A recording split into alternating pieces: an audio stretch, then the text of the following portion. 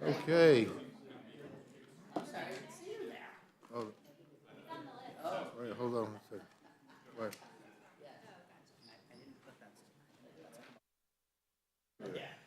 Okay, the Rules Committee will come to order. Before we begin, I want to take a moment to honor the life and the service of our colleague, Congressman Donald McEachin, who passed away last night. He was an exceptional public servant, fighting for the people of Virginia's 4th Congressional District since his election in 2016, and served as a member of Virginia's General Assembly before that. Those who knew Don well always pointed to his work as a fierce champion for social justice and a protector of the environment. He will be dearly missed, and our prayers go out to his family during this difficult time. Today, we're going to consider 3 bills. H.R. 3372, the One-Stop Shop Community Reentry Program Act, helps create centralized centers where formerly incarcerated individuals can access reentry services and other critical resources all under one roof. This common-sense bill will better support those who were formerly incarcerated and reduce reoffense rates, and it should pass with broad bipartisan support. H.R. 6878, the Pregnant Women in Custody Act, establishes care standards for how federal facilities treat pregnant and postpartum women in custody. Incarcerated women deserve access to prenatal and postpartum care that can help prevent maternal health complications and ensure that newborns have a healthy start in life.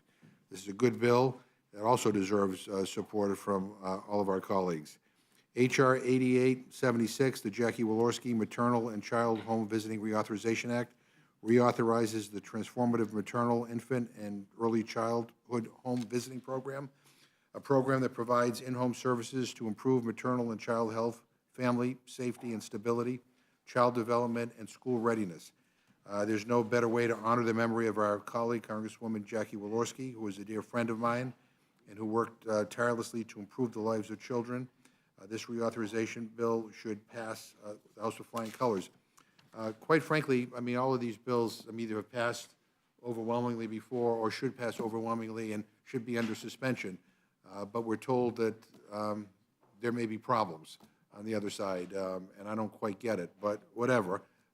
These are important bills that we ought to move forward with, and let's get them done. But again, they should be suspension bills, and again, I hope they get suspension majorities, but I guess we have no assurance of that, so we have to go this route.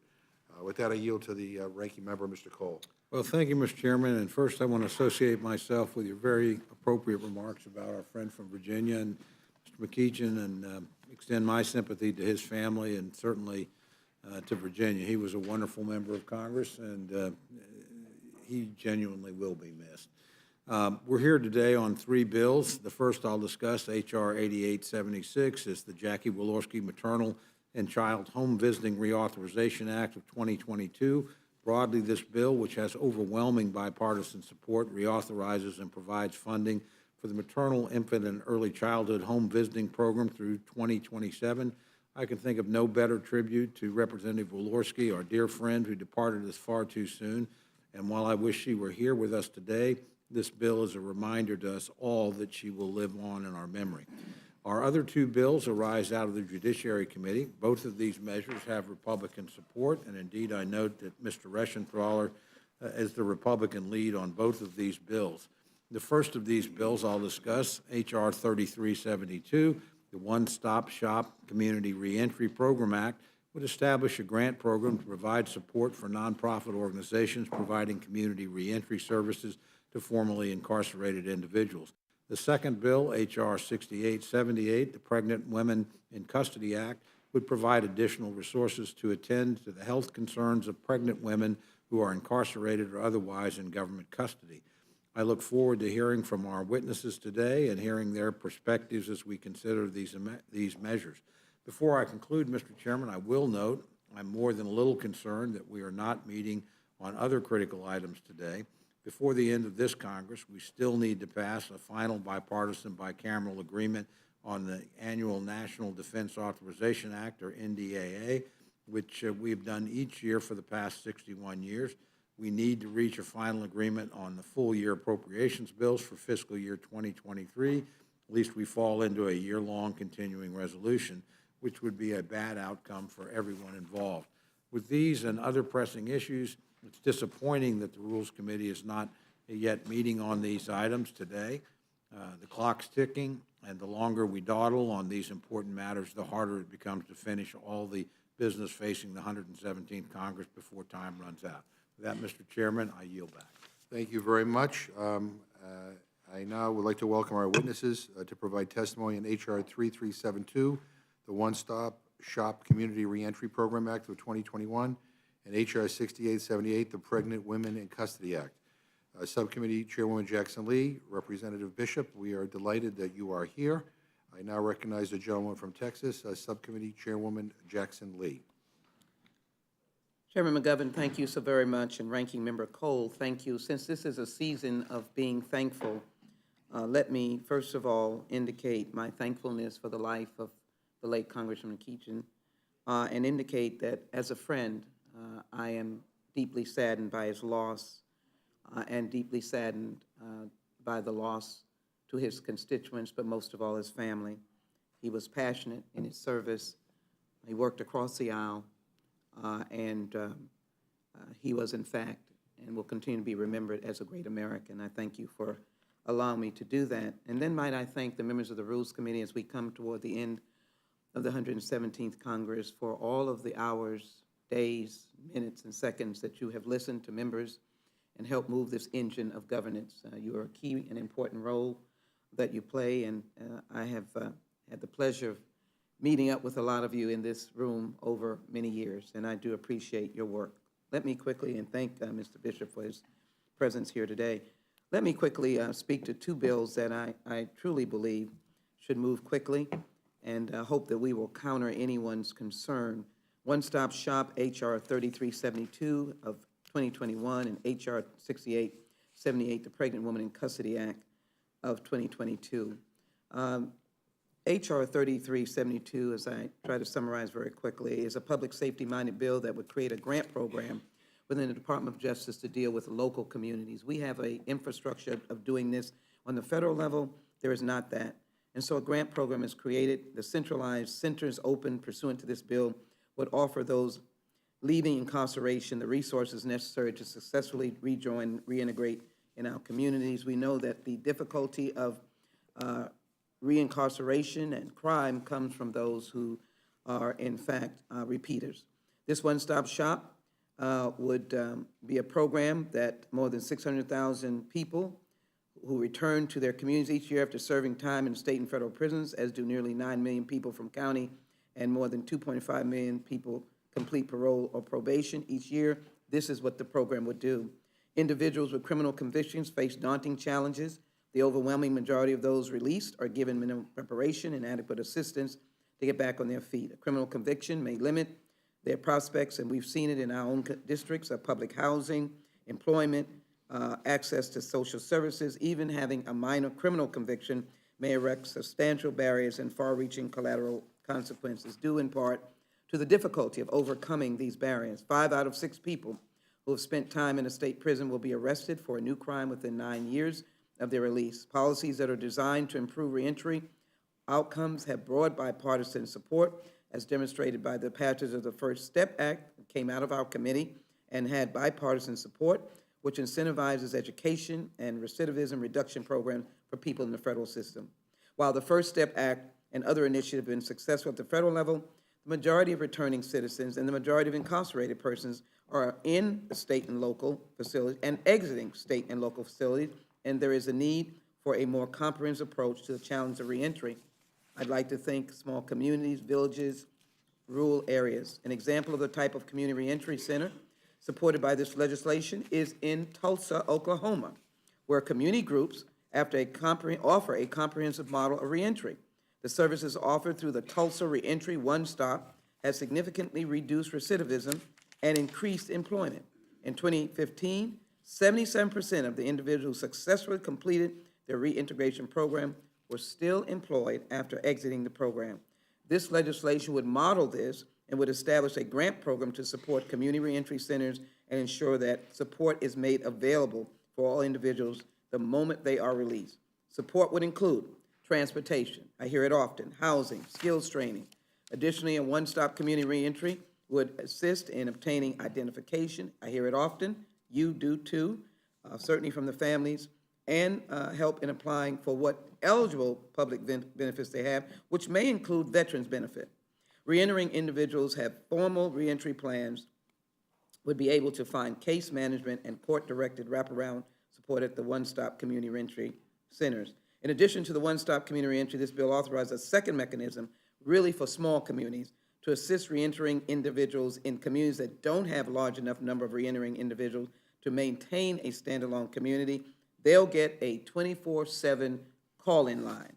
Hopefully that will be helpful to them and make this applicable to our rural and small communities. So I applaud my colleague, Congresswoman Karen Bass, for drafting and championing this legislation. She has, of course, been, if you will, moved and elevated to become the mayor of the largest city in the nation, as I understand LA's profile. And we thank her for her leadership in this interest, in this area. Reentry services like these are going to be very important, and I believe this bill addresses questions that are important. Let me briefly say that the manager's amendment makes minor technical changes in order to incorporate the Department of Justice feedback. The second bill, pregnant women in custody, there's no doubt that this is a bipartisan bill, and it would establish federal policies to prohibit the use of restrictive housing on incarcerated pregnant women and develop a national standard of care to address pregnancy-related needs of incarcerated women, including access to prenatal and post-delivery care and support. We found in our hearings that in some prisons, they have handcuffed, they have feet cuffed, they have tied, if you will, with various containment items, women who are pregnant. While women are the fastest growing segment of the incarcerated population in the United States, discussions about criminal justice reform often exclude them. The United States is the second highest highest rate of women incarcerated in the world, with 64 women per 100,000 in custody, and there are an estimated 58,000 admissions of pregnant women into jails and prisons every year. We want to set the standard. In data compiled by the GAO, there were at least 1,200 pregnant women in custody of the U.S. Marshals Service, 524 pregnant women in the Bureau of Prisons custody between 2017 and 2019. H.R. 6878 would require BOP to collect data on the healthcare needs of pregnant women so that we may better understand the challenges of incarcerated women face. The bill would also require GAO to study state and local corrections facilities to understand the services and protections they need. Information saves lives. Pregnancy is not easy, and we've seen a high rate of maternal mortality. Let's not have it in our system and on our watch. In the GAO study, this bill would ensure incarcerated pregnant women receive vital prenatal health care and postpartum support. Pregnant women often lacked access to appropriate nutrition while incarcerated, and the use of restrictive housing and equipment can have detrimental effects on a woman's health as well as the health of her baby. It's important that women of color are known to be disproportionately impacted by incarceration. They also face higher risks of miscarriage and maternal mortality. The bill would ensure that BOP and the Marshals Service protect the health and safety of incarcerated women throughout their pregnancy, when they deliver their child, as they recover, because women serving time in federal and state custody, they deserve to receive proper care. Setting standards for the treatment of incarcerated women in federal custody will set a standard for state and local, and as we endeavor to navigate a new landscape for reproductive freedom across the country, let me also say that it complements legislation that I've introduced and passed that would give an opportunity for infants to be kept for a period of time when a woman is in for a long period of time and gives birth. We must never forget women like Andrea Circle Bear, who entered federal custody while pregnant, contracted COVID-19 while in BOP's care, then later gave birth while on a ventilator and died without ever seeing her child. Better care could have been given. Let us make sure women receive proper health care and humane treatment while they're incarcerated, and let us not have any more Andrea Circle Bear. H.R. 6878 will support the health and safety of pregnant women, and again, I thank Congresswoman Karen Bass for the steadfast commitment to addressing this important issue. The manager's amendment makes one technical change to the budget provision and restores the language related to contraception to the text as introduced last Congress. This change comes from discussions in the Senate to ensure passage of the companion bill. Again, I thank the committee for its longstanding work, and I'm available for any questions. I yield back, Mr. Chairman. Thank you very much, Congressman Bishop. We're delighted to have you here. Thank you, Mr. Chairman, and I thank you, Ms. Jackson-Lee. As to the first bill, H.R. 3372, of course, it, as said, authorizes the Attorney General to provide grants to community-based nonprofits to operate one-stop reentry centers. The point of contention is that the Department of Justice already does exactly what this bill would require it to do. The Second Chance Act of 2007, reauthorized by Congress and signed into law by President Trump, and the First Step Act of 2018 provides comprehensive assistance to individuals in transition from prison back to the community. So this reentry assistance authority already exists. And in fact, last Congress, the Subcommittee on Crime, Terrorism, and Homeland Security held a hearing entitled Returning Citizens, Challenges and Opportunities for Reentry. The majority's own briefing memo for that hearing highlighted, as an example, the Somerset County Day Reporting Center in Somerset County, Pennsylvania. The center calls itself a, quote, community-based correctional program that has been designed to provide services for its participants at one location, close quote. This is the exact type of program envisioned by H.R. 3372. And indeed, the center's program has received a grant from the Justice Department's Bureau of Justice Assistance. In fact, the name of that grant is Smart Supervision, Reducing Prison Populations, Saving Money, and Creating Safer Communities. H.R. 3372 is duplicative of efforts found in the Second Chance Act, under which nonprofit entities are eligible for grant funds. While we all want successful reentry programs to reduce recidivism, it does not help. In fact, it hurts because it deprives the end user of the resources to create duplicative and additional bureaucracy in the process. Indeed, the question might be begged, can the nonprofit that I've cited or that Ms. Jackson-Lee made reference to receive grants under both of the duplicative programs? Where we should be spending our limited time here, instead of passing duplicative legislation to provide this, is to address the rampant crime epidemic in America's cities, rejecting lenient soft-on-crime policies and encouraging prosecutors to actually enforce the law. I'll turn briefly to H.R. 6878, the Pregnant Women in Custody Act. Each year, an estimated 58,000 pregnant women pass through jails and prisons in the United States. This bill would expand on existing programs within the Bureau of Prisons to provide certain health and wellness-related services for pregnant, incarcerated women. The legislation will help these women receive necessary medical care, nutrition, and support while in federal custody. The bill builds upon President Trump's leadership in the First Step Act, which prohibited the use of restraints on pregnant women in federal custody.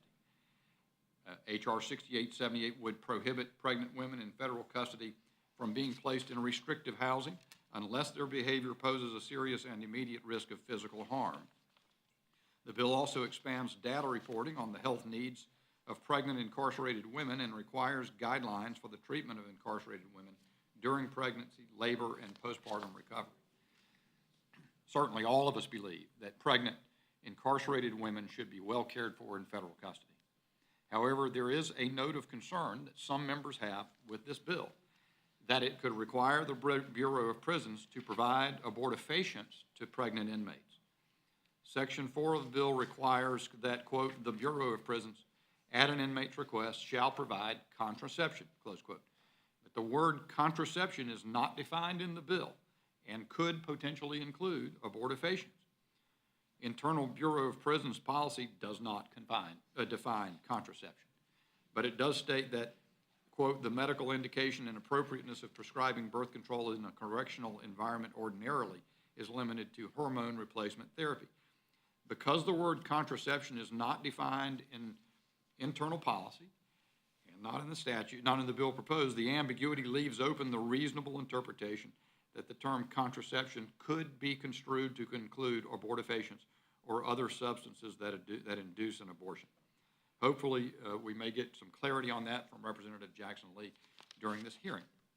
I request an open rule on both bills so that all members can provide valuable amendments and improve these pieces of legislation Thank you, Mr. Chairman. I yield back. Thank you. I have no questions. Mr. Cole? Well, I just want to thank our witnesses for their testimony, but I have no questions either, Mr. Chairman. Mrs. Torres? No questions. Dr. Burgess? Thank you, Mr. Chairman. I just want to add acknowledgement of the loss of our colleague from Energy and Commerce, Mr. McEachern of Virginia. Truly one of the sharpest legal minds I've ever encountered. And just his unfailing desire to see things were right in a markup, even though he may not agree with the position for which he was arguing, he wanted us to get it right. And I was always impressed by that character in him. Mr. Bishop, I'm so glad you brought up the Second Chance Act, because when I read through this legislation that we're considering today, I had deja vu. Mr. Davis and our former colleague, Elsie Hastings, had the Second Chance Act several years ago. It was passed. I went to the press conference, actually got criticized politically at home for being at a press conference with Elsie Hastings, but that's a separate development. But yeah, I thought we dealt with a lot of these problems with the Second Chance Act, and I guess my question for you is, do you have, here's a problem. You pass a bill through a legitimate authorizing committee, gets an appropriation from the Appropriations Committee. What kind of oversight then is continued into the agency, in this case the Department of Justice, to see that these grants actually are awarded and that they make a meaningful impact? The old phrase, a difference in order to be a difference has to make a difference, kind of comes to mind. And the reason I bring that up is after the passage of the Second Chance Act, which I supported, I could never find any evidence that it had helped people who were incarcerated in Tarrant County, Texas. And that was one of the primary reasons that I supported it at the beginning. So do you do that type of oversight in the Judiciary Committee to see that those dollars get where they're supposed to go? Well, I'll say, Mr. Burgess, that in the time that I've sat there, I think we've done less of that than we should. I believe one of the things that should happen in the 118th Congress is far more robust oversight to determine that. But certainly, this agency is left with a circumstance like this, once the legislation's passed, to rationalize it all, to try to make it work without inefficiencies. You would imagine, though, you've got to have reporting lines, you've got to have the various pieces of legislation all reckoned with, and so I think it builds in, and the American people are not unaccustomed to seeing the kind of inefficiency, the kind of consumption of resources that actually deprives Americans of the help that they need, because we're burning it up in the federal government by less thought than we should provide about how things are duplicated. So I certainly, the first approach, the best approach would be not to duplicate it. But if we proceed to duplicate it, then yes, we ought to have robust oversight from this body to try to make sure that the agency is doing the best in its capacity to rationalize and to make things and harmonize different pieces of legislation that unfortunately do the same thing. Well, that's the old saying, if you don't have time to do it right, when are you going to find time to do it over? I think the reason we see duplicative legislation is because there's never the follow-through with the original legislation that was authorized and then appropriated. And look, we're kind of at a unique time in the economy when there are more jobs than people available to fill the jobs. And this should be a time, in my opinion, where we make a real strong effort to get people who have somehow been left off the ladders of success. Here's a way in. And that's what we should be opening up. Look, I'll support this bill when it comes to the floor. I've supported it as my frustration as we keep doing the same things over and over again, and we're not really helping people, and that's a waste of the taxpayer dollar. Thank you, Mr. Chairman, for your indulgence, and I'll yield back. Can I just respond briefly? Yes, please. Thank you, Dr. Burgess.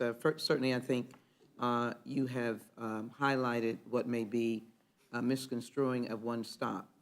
One stop goes on the angle of ensuring the access of the individuals. First step, obviously, I was on Judiciary, supported that extensively, worked with our good friend as he worked in a bipartisan manner, along with other members who are not in Congress at this point. But in any event, and of course, Second Chance, Danny Davis is in the room. We have embraced his efforts for decades, the work that he's done. This specifically is geared to the consumer, to let the consumer, because that's really the problem.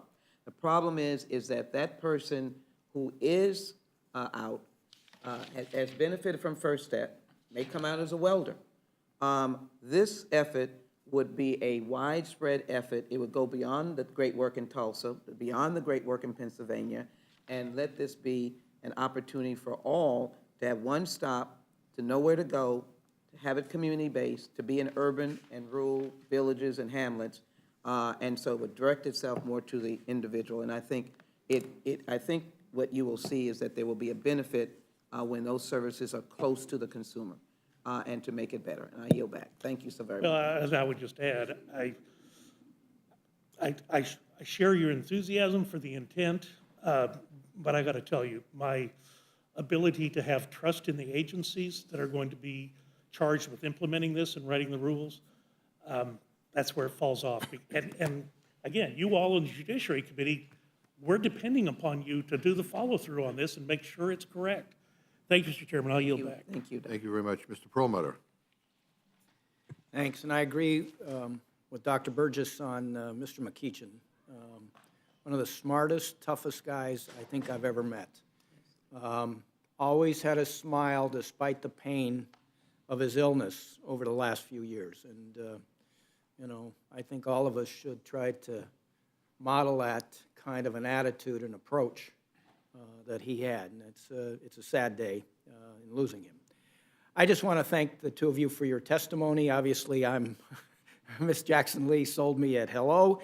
And really, I thought these should be suspension types of bills, but appreciate your testimony. I'll yield back to the chair. Mr. Reschenthaler. Thank you, Mr. Chairman. Since I'm not going to have many more opportunities to do this, I want to say I associate my remarks with Mr. Perlmutter's. Good for you. Thank you. I appreciate it. Thanks to both the witnesses for coming in.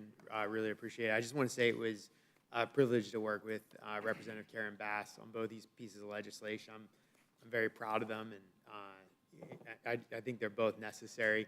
I think we've talked about the merits of both bills extensively. So for the sake of time, we'd just like to say again, thanks for coming in. I hope these pass. They should pass overwhelmingly, and they're needed. So with that, I yield back. Thank you. Mr. Raskin.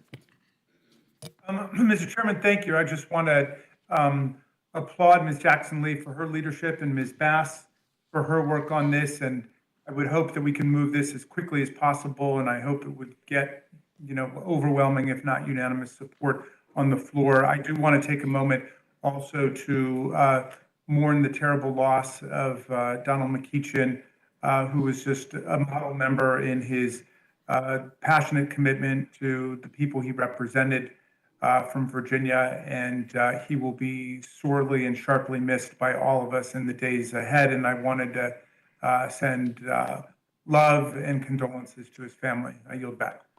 Ms. Fischbach. Thank you, Mr. Chair. And first, I just want to say that our hallway is very lonely. It's empty, and there's no Christmas decorations. I'm a small guy, but a big personality. That's right. And I just wanted to let you know that we tried our best, and we miss your display. I'll come back. Okay. And, with that, I just wanted to just mention a little bit, just Mr. Bishop had mentioned talking about the cost of expanding government and the duplicativeness of some of this, and that is my concern. I mean, obviously, support the intent of it, but, as we continue to add more and more programs without going back and looking at them, it's one of the things that I've dealt with, a lot during my career in public service, that we have to go back and look at those programs so that we can either, expand them if they're working, or contract them if they're not, but we have an obligation to the taxpayer to look at these things, and so I appreciate your comments on the duplicativeness. And if you have anything else, Mr. Bishop, you wanted to add? Thank you, Ms. Fischbach. You and I both spent time in the state legislature, and that certainly was something that we spent a great deal of time doing in the North Carolina legislature, was going back and cutting out the underbrush, if you will, things that had piled up over time. And to the point Ms. Jackson Lee articulated, that this is to create sort of something different, to be a one-stop sort of service for those who are transitioning or transferring back into society. And again, that language that I read from the hearing about the grants under the Second Chance Act, it said it was talking about a grant to a center that calls itself a community-based correctional program that has been designed to provide services for its participants at one location. It was, it seemed to be accomplishing almost precisely the same purpose. So, how Congress can make something, if it hasn't happened adequately, if it hasn't served Tarrant County, Texas, served Pennsylvania apparently, but if it's not being done evenly or comprehensively or fulsomely enough, I'm not sure we accomplished the result by telling the bureaucracy again to do the same thing. Thank you, and with that, I yield back, Mr. Chair. Thank you. Mr. Morelli. Thank you, Mr. Chair. I just wanted to add my expressions of sympathy to Mr. McEachin's family and thank him for his long service to the country and to his state, and pass along my my prayers and thoughts with his family. Thank you. Mr. Desagne. Ms. Ross. Thank you, Mr. Chairman. I, too, want to share my expressions of condolence and sympathy for the loss of our colleague, Don McEachin, who was just tremendous and particularly a force in the Southeast. Since Mr. Bishop is here, I always like to share with as many people as want to know that we graduated from law school together. I also wanted to share that my great support for all of these bills, and in particular relative to North Carolina, the bill that helps pregnant inmates. North Carolina in 2021, in a bipartisan way in the legislature, passed a similar bill, and I'm so glad that we are going to provide this kind of protection to pregnant inmates.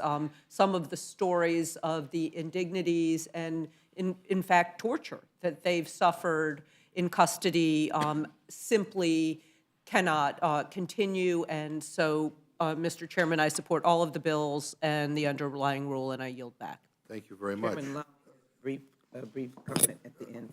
Just want to, since I know we'll go to the floor positively, just want to indicate again, we take our responsibility of oversight very seriously, but I can assure you in the work with Congressman Bass and Congressman Rushing, that this bill distinctly appeals to getting the information out and getting to the individual consumer who is an incarcerated person. And finally, as it relates to pregnant women, it is more than needed to address this question as the numbers of women rise, as the number of women who are pregnant in the federal system and the state system rise as well. These are important initiatives, and I thank you, and I finish by indicating my respect for the late Jackie Wolarski and her commitment to nutrition and children, and I look forward to that bill passing as well. I yield back. Thank you very much. Are there any other members who wish to testify on H.R. 33, or any other questions of this panel? Seeing none, you are dismissed. Are there any other members who wish to testify on H.R. 3372 or H.R. 6878?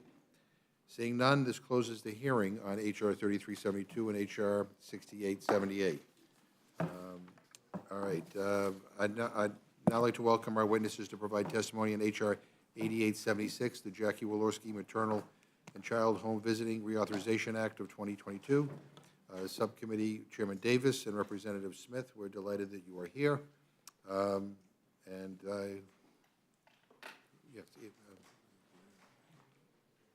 I'll now recognize the gentleman from Illinois, Subcommittee Chairman Davis, for any opening remarks you may have. Well, thank you, Mr. Chairman and members of the committee.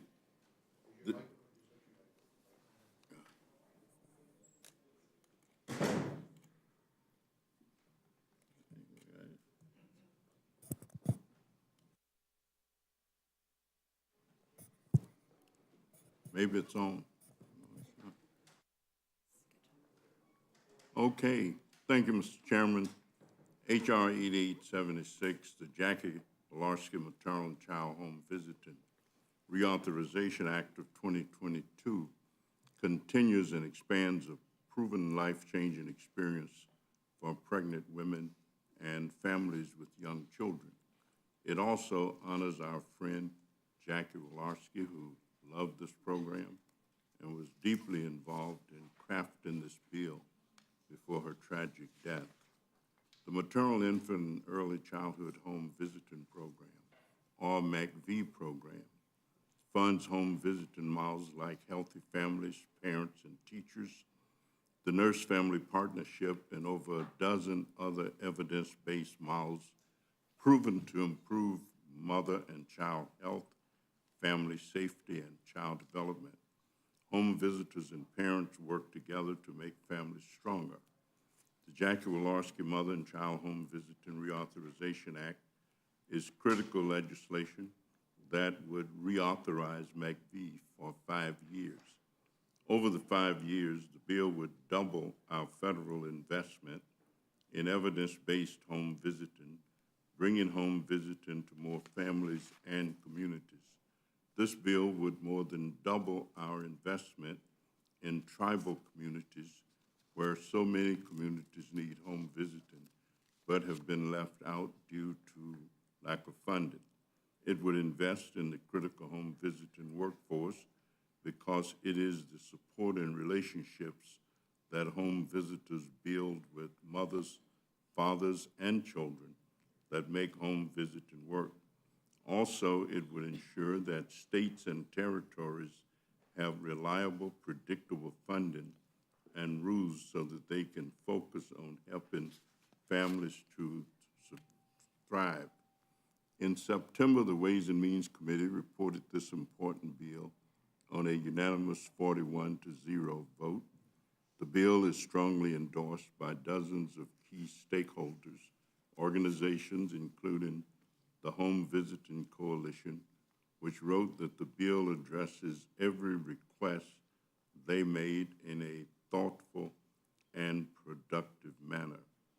For floor consideration, we intend to ask the Rules Committee to add a simple amendment to fully offset the cost of continuing and expanding MACV. The offset will reduce the unspent balance in the Medicare Improvement Fund, a non-controversial spending offset Congress often uses at the end of a session. It is critical that the House take action to ensure that MACV can continue helping families, and I would be willing and pleased to answer any questions from the committee. Thank you very much, Representative Smith. Welcome. Thank you, Mr. Chairman and Ranking Member Cole. The Jackie Wolarski Maternal and Child Home Visiting Reauthorization Act of 2022 is an important part of the legacy of our friend and colleague, Jackie Wolarski.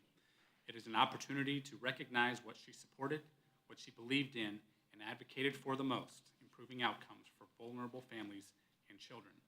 Jackie was a devoted public servant who was a champion for MACV and especially the Healthy Families Indiana programs she visited with in her district. As ranking member of the Worker and Family Support Subcommittee, Jackie made a tremendous amount of progress working with Representative Danny Davis on this bill prior to her passing.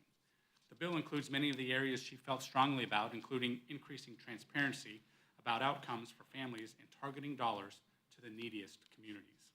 In September, we passed this bill out of the Ways and Means Committee on a unanimous bipartisan vote to provide stability for the program and vulnerable families it serves. MACV provides critical supports for expecting mothers and new parents through intensive home visiting services. Unlike most federal social welfare programs, we know what outcomes taxpayers can expect from our investments in MACV because funding is only provided for models and interventions that have proven results. This program builds on decades of research that proves home visits by a nurse, social worker, or other trained professional during pregnancy and in the first years of a child's life can help prevent child abuse and neglect, support positive parenting, improve maternal and child health, and promote child development and school readiness. I want to highlight a few key parts of this legislation. Our bipartisan legislation reauthorizes MACV for 5 years and will serve more moms and babies by growing the capacity of the program in partnership with states.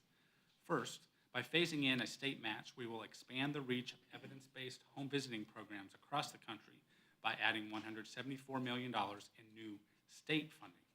Second, we target funds to families in poverty by directing 3/4 of additional MACV funding based on the number of children under 5 in poverty in each state.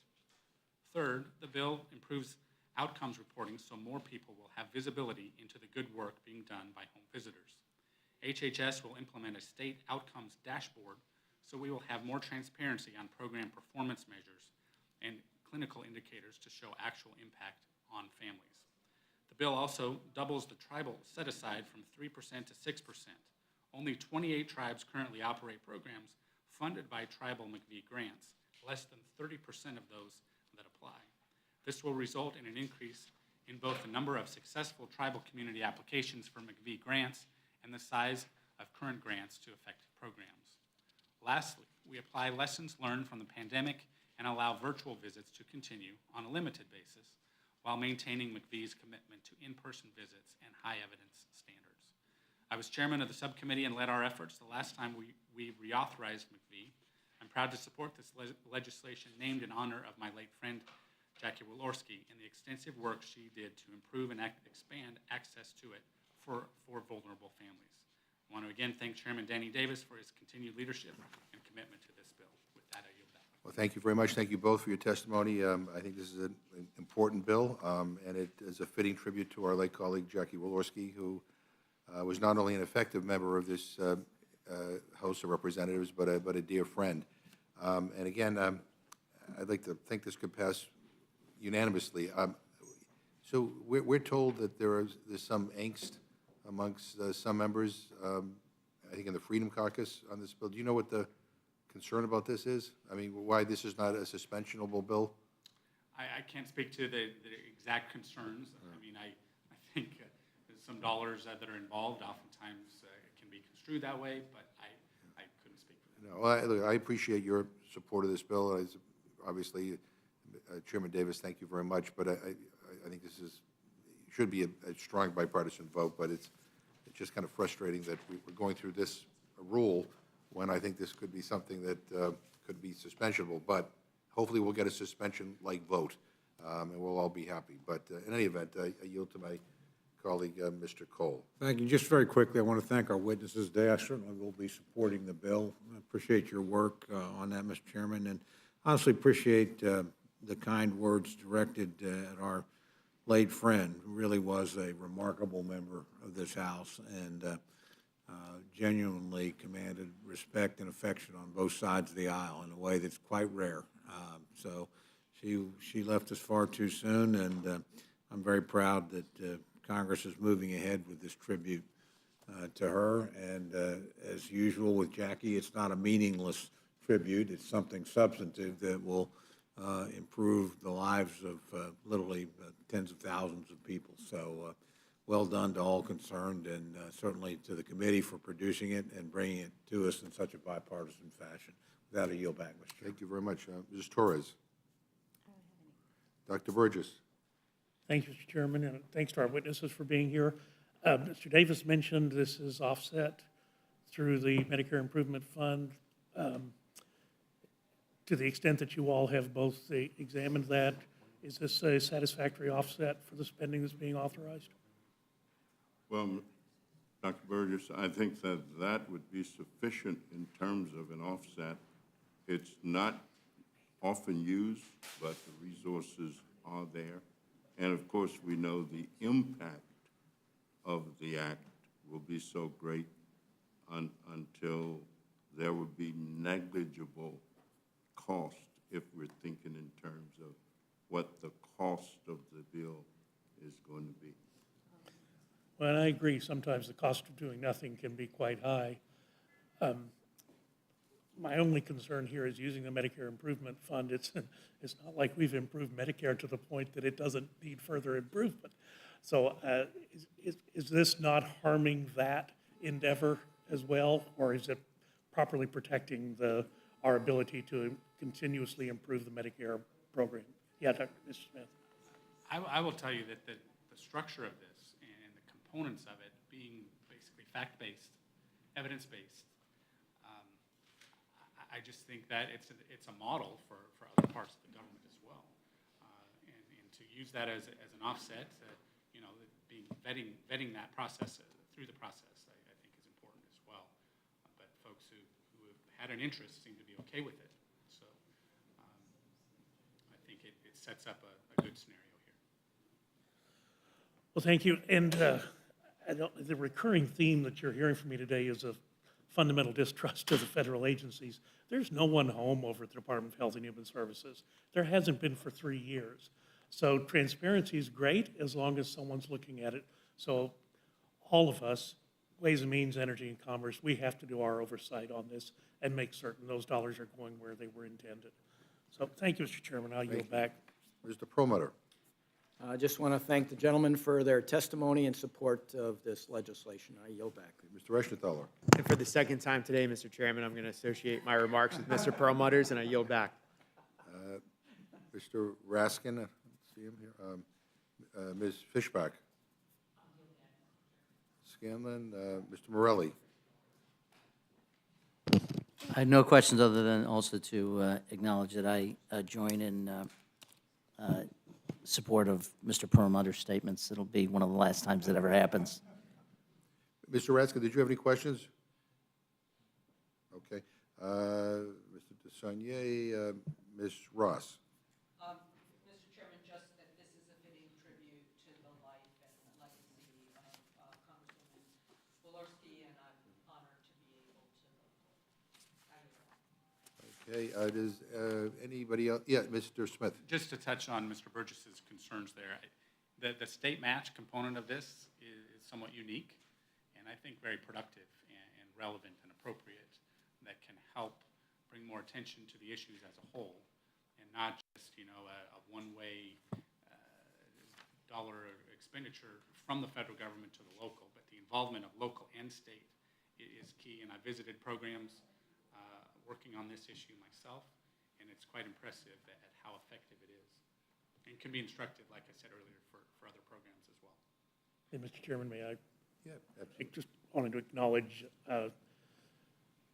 Smith's remarks, and I think that is exactly on point. And when I visit with my local United Ways colleagues at Parkland Hospital in Dallas, they also speak that this program is one that is used very, very effectively.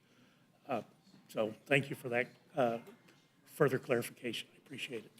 And if I might add, Mr. Chairman, Yes. the funds that we're talking about are unspent. And so we're not generating or taking anything else than what has already been approved for the purpose. And so given that, then I think, again, that consideration is worthy of thinking, but it doesn't really cause a problem.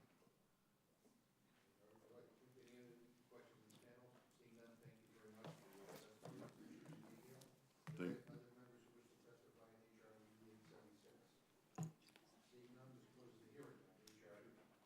76. So,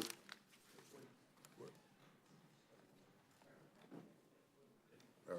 So at some point, we have noticed earlier that this railway resolution may be coming before us, and we're trying to figure out, we're trying to figure out who's coming to testify on both sides.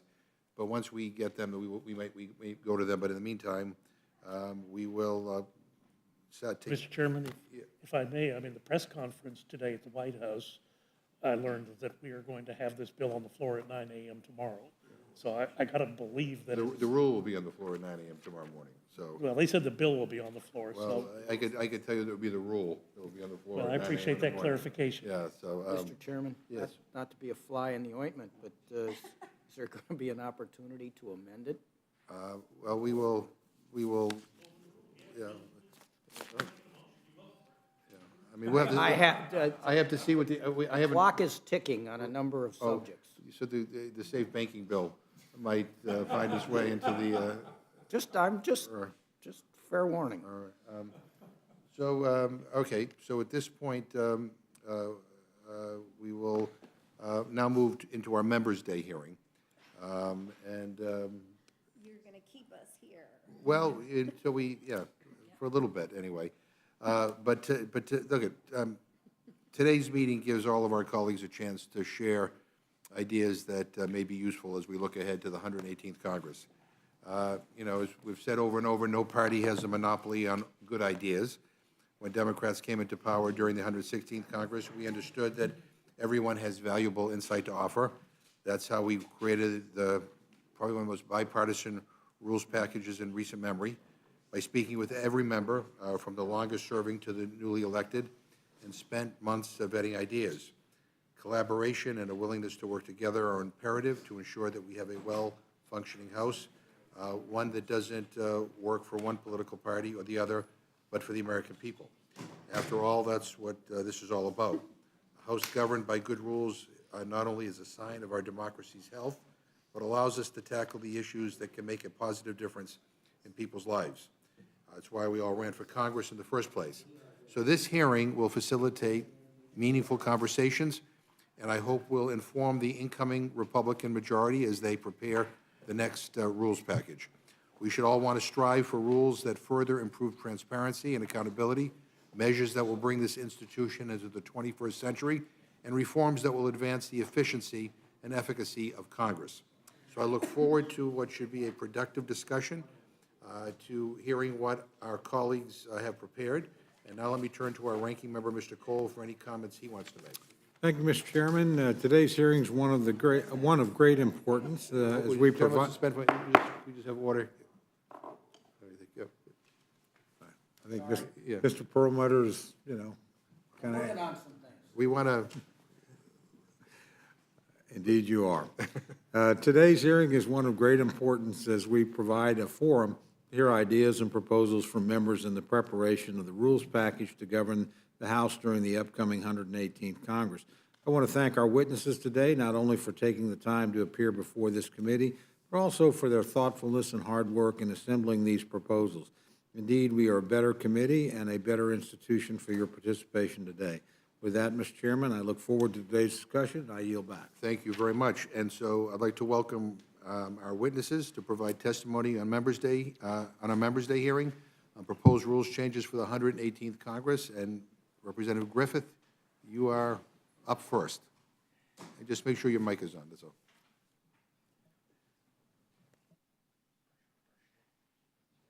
All right, there we go. Okay. Thank you, Mr. Chairman. I appreciate that. Let me start, because I am going to mention him later, in just saying that it was my privilege and honor to call Don McEachin a friend. We rarely agreed on policy, but as several have mentioned here today, he was always had a smile. He was a very good lawyer, and I've got a story to go with one of my amendments that involves Don, and as I was contemplating it after learning the news last night, I thought about taking it out, and then I thought, no. It's a good story that talks about his legislative skill. I left it in my comments. But before we started, I wanted to let everybody know that while we didn't agree, he was a good friend. Thank you. And we served in the Virginia House before we served in this House together. And so we were longtime colleagues. All right. That said, I don't know what numbers you all have, but the first one I have is my legislative text change, which reinstates the Holman Rule. And I have a handout, an article by Mark Strand from the last time the Holman Rule came into effect, and I'll give that to our stenographer, and y'all can do with it what you will. But it's an article that talks favorably about the benefits of the Holman Rule. It's really not as big a deal as some have made it out to be. I wish I could say, since I revived it some years ago, that it was as big as the Washington Post thought it was in changing the way we do business. But it is one of many steps we can take that empowers individual members in trying to affect spending, and it allows you to retrench spending in an agency, which would include rearranging the deck chairs, so to speak. And you can eliminate a deck chair or two, if you wish.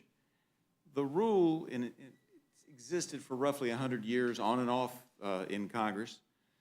The rule is rarely effective in getting passed on the floor. But in those occasions when it has made a substantial change and exercised the will of the people through the People's House.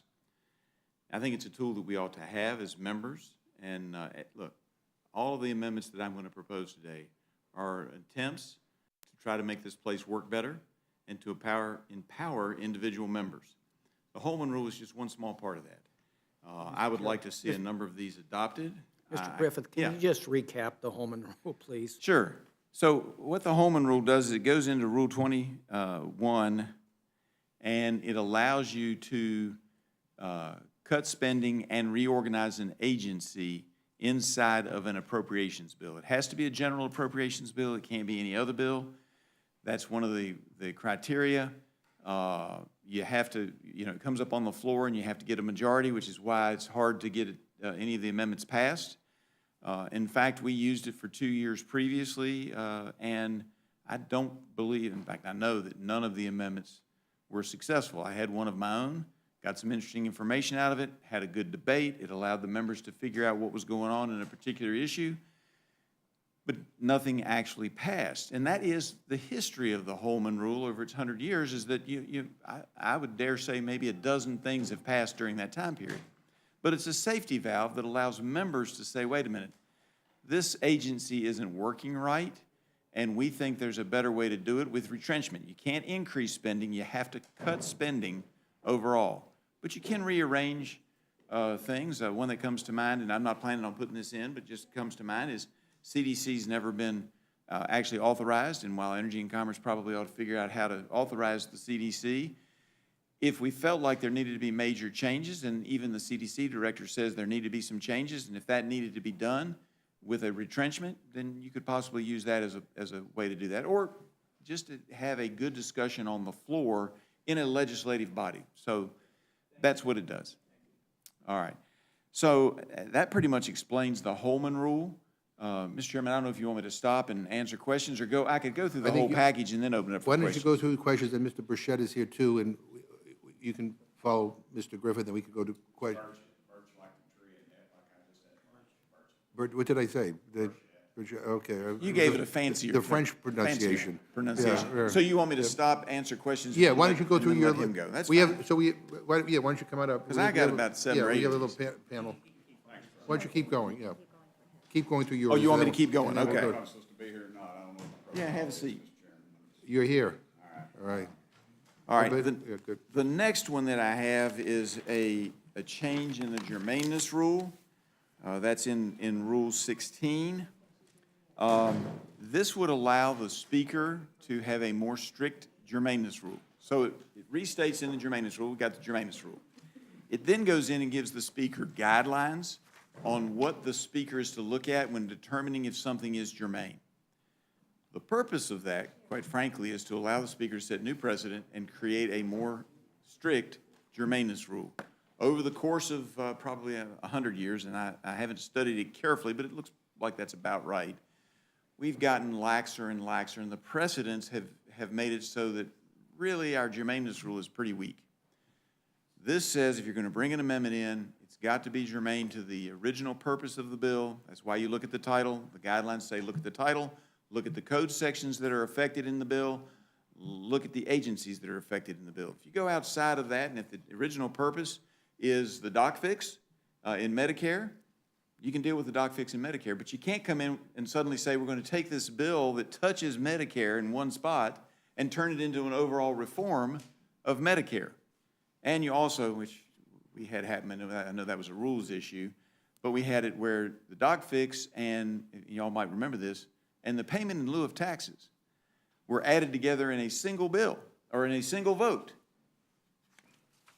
Clearly not germane, and clearly shows how far afield we've gotten from the idea that and what the people expect us to do. They expect us to vote on one concept, one idea, what the bill did. It doesn't mean you can't have complex bills, but it has to be a part of the original concept and not something that suddenly got added on in committee, in rules, or on the floor. And the speaker would have the ability, and I gave the speaker, and I'll get to that later, I gave the speaker the ability to make that decision solely because I think we need to have a new understanding of germaneness, and an incoming speaker is the best chance to do that. And in order to do that, you have to change the rule just a little bit, so you got a new rule to work with, and you give them a new chance to set new precedent. And that's the purpose of that one. All right, moving on to the next, which I have as number 3. It's titled Bill Limitations. I will tell you it started off as 2 different amendments, and they are clearly severable. They're 2 different concepts, but they line up in the rules at the same spot. So I have in Rule 12, 2A, and then a separate and severable issue 2B. Let me talk about 2A first. 2A is that no bill shall be introduced which contains more than one purpose or question, or questions of a bill that violates a single purpose rule. The speaker, on those questions, the speaker also would have the ability to make that decision. Again, we sometimes get far afield. We don't, while we talk about single purpose, and this is stuff the American people want and love. They like the idea of us voting on a single purpose. They like the idea of any amendments coming in being germane to the underlying bill. What this says, it just puts it in the rule. Again, a new speaker, and I would hope that a new speaker would interpret these strictly, because I think it makes our legislative process easier and better when you get to the floor, because you don't have to worry about all kinds of superfluous issues being suddenly raised on the floor with an amendment, which is one of the reasons why we've gone further and further away from open rules. I don't think we've had a true open rule in years, is because we're worried about, somebody putting in, whether it be on the left or on the right, putting in some kind of a crazy amendment. What this would allow us to do, in combination with the germaneness new rule, it would allow a speaker the ability to hone it in, make an announcement to everybody, hey, we're changing the tenor of this, and we're not going to allow those kinds of superfluous amendments to be brought to the floor. The second part, 2B, if I might go forward, is, and this one's a little dicier and not as loved by anybody, but it is a calendar deadline to introduce bills. Now, I put a proposal together because you got to start somewhere. I'm not saying that I've got this down pat. Some of these others I can defend to the death. This one's a little closer, but I do think that we need to figure out a schedule, because what happens is that we have bills that are introduced all the time. That leads to, and all of us have probably done it, I know I have, some issue comes up, it's the cause célèbre of the day, and your constituents want to know what you're going to do about it. Well, I'm putting a bill in today. And we get hundreds of those bills, and most of the time they don't come to the floor. But what happens is we have legislative staff, we have legislative services, or the people who help draft, the drafting people, they put in overtime to get all of this stuff drafted up and get it introduced. What this says is, if you've got an idea and you really like that idea, get it in. Now, I picked June 1st of each year. Get your bills in by June 1st. After that, and I went fairly relaxed on it, after that, in order to put a bill in, you would need consent of the House. You don't have to have unanimous consent.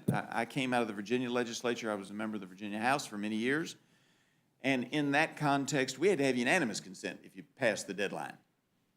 I'm not asking for unanimous consent, but you've got to come to the floor and say, hey, I got a really good idea. I think it ought to be a bill, and then the House has to vote on it. What that'll do is, it better be something you're really passionate about if you're going to come and do a mea culpa in front of the whole House. Now, I will tell you that I put it in as a calendar event.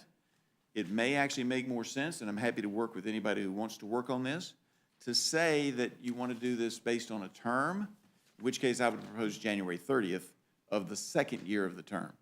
It would not reduce as much the drive-by legislation or the legislation for cause célèbre of the day, but it would guarantee that in the second year you're dealing with the major issues and you're not dealing with a lot of distractions, because everybody's had plenty of time to put their bill in. So those are a couple of the bills. I got more. Hang tight. I have also a change in rule, and it's my numbered 4, Rule 29, and it's a limitation on waiver. Now, this goes hand in hand with germaneness and having the speaker make a decision on that, and with the single-purpose rule. And it says that you shall not waive it without 2/3 vote of the whole House. Now, majoritarian House. House can waive it with 51. They can waive the rule that it has to be 2/3. The point of putting this into the rules is to make it clear that the germaneness rule and the single-purpose rule are special and should not be treated as just some other rule. That it is our intent that you ought to have a supermajority to waive those 2 rules. That you shouldn't just do it willy-nilly because on that particular day you felt like you wanted to get out by 2 o'clock instead of, working on something until 6 o'clock.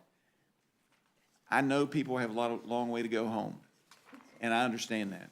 But the American people elected us to get a job done, and not waive all the rules that make things, may make things less comfortable, but I think this would help us in running this place more efficiently and more effectively over a long period of time. All of us are sloppy. We don't pay attention to it. We just throw stuff in. Oh, it's close, but we need to pay attention to that. Also going in line with some of these other rules, if you're going to have strict germaneness and you're going to have strict single purpose, which the American people, I think, want, and you make it clear you don't want it waived, if a speaker is consistently violating that, I think we need to have a vacate the chair motion. Now, I've put some guardrails on it because I think there are legitimate concerns with vacate the chair in the modern era. It worked for over 200 years. It worked very well. Only came up a few times. But today we're living in a world where there's 24-hour news. There's Twitter. I mean, we've all been in meetings where things are said, and before we can get out of the meeting, it's already all over Twitter and starts to get on Facebook and goes other places. A speaker cannot establish their administration and establish that they're doing a good job if there's an everyday motion to vacate the chair. I do think an individual member ought to have that right to bring the motion. It's not exactly, but it's kind of like our version of a no confidence vote. And so what I did was I said that any new speaker gets 7 months to get their administration established.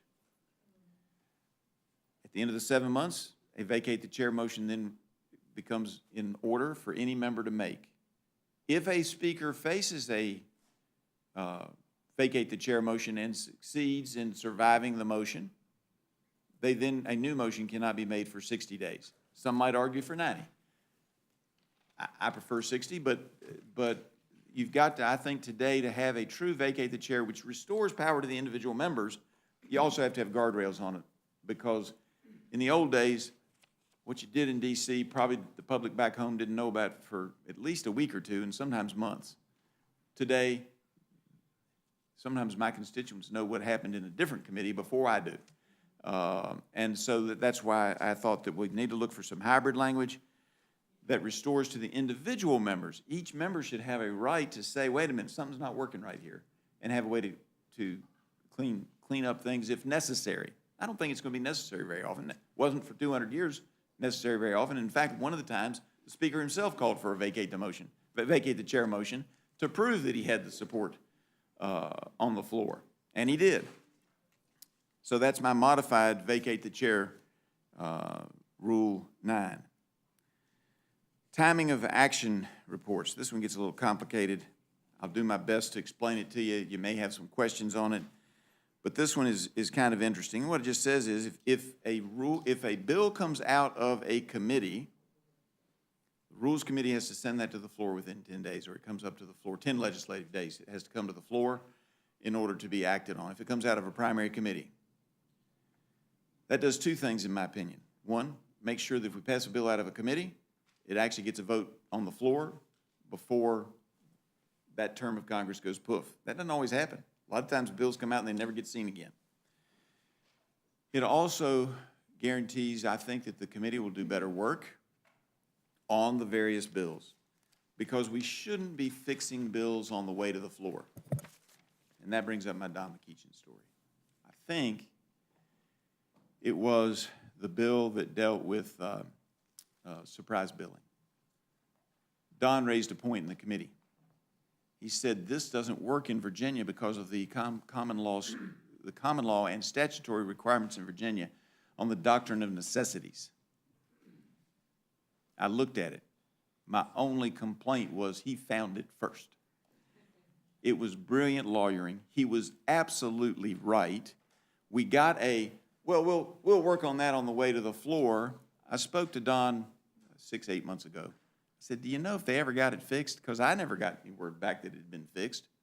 He said, I don't know. I probably ought to check into that.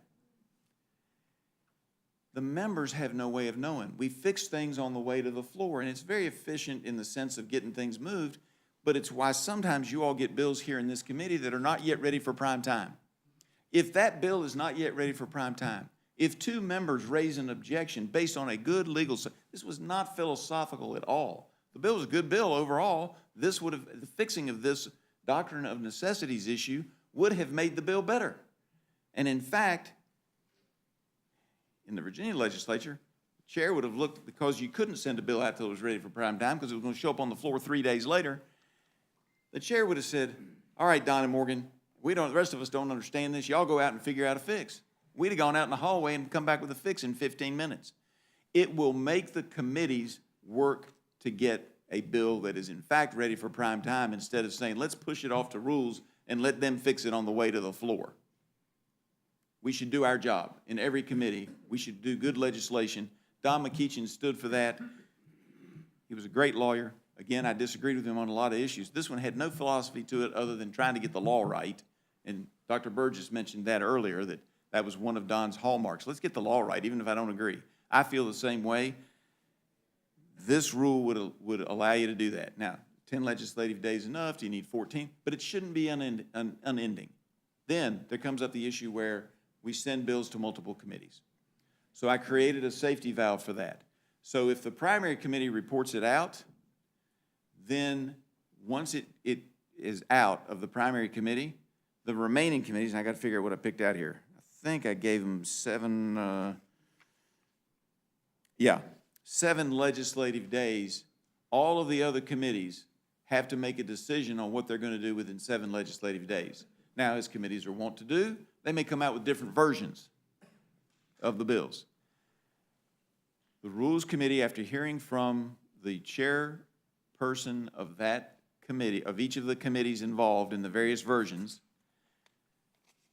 or their designee, can then form the final bill, figure out what the differences are in the bills, and conform them to one bill that then gets sent to the floor. I allow additional time so that rules can work on that and get that done before the bill has to be reported to the floor, but it still has to be reported to the floor. Or, in the alternative, the Rules Committee can say, these things are so different and they're not ready for prime time, they can re-refer it or refer it back to the committees of jurisdiction to straighten it out and explain this doesn't work, or we don't understand what Committee A is trying to do here, Committee B and A get together, y'all figured out, we're sending it back.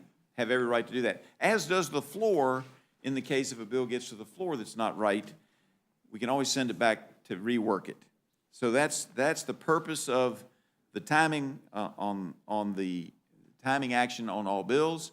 But that way, if a bill gets out of committee, people know there's going to be action. It's not going to go into some black hole that nobody ever sees again. And oftentimes, it's not philosophical. It's that leadership, because they feel like they have to look at everything and time everything, they oftentimes don't have time to get to all of it. And so some good bills get left on the sidelines that the committee has already approved. Now, sometimes the leadership is trying to get a good press conference going and they want to pick a special day. You know, if we got a bill that deals with, you know, people falling in love, then they want to time it for Valentine's Day.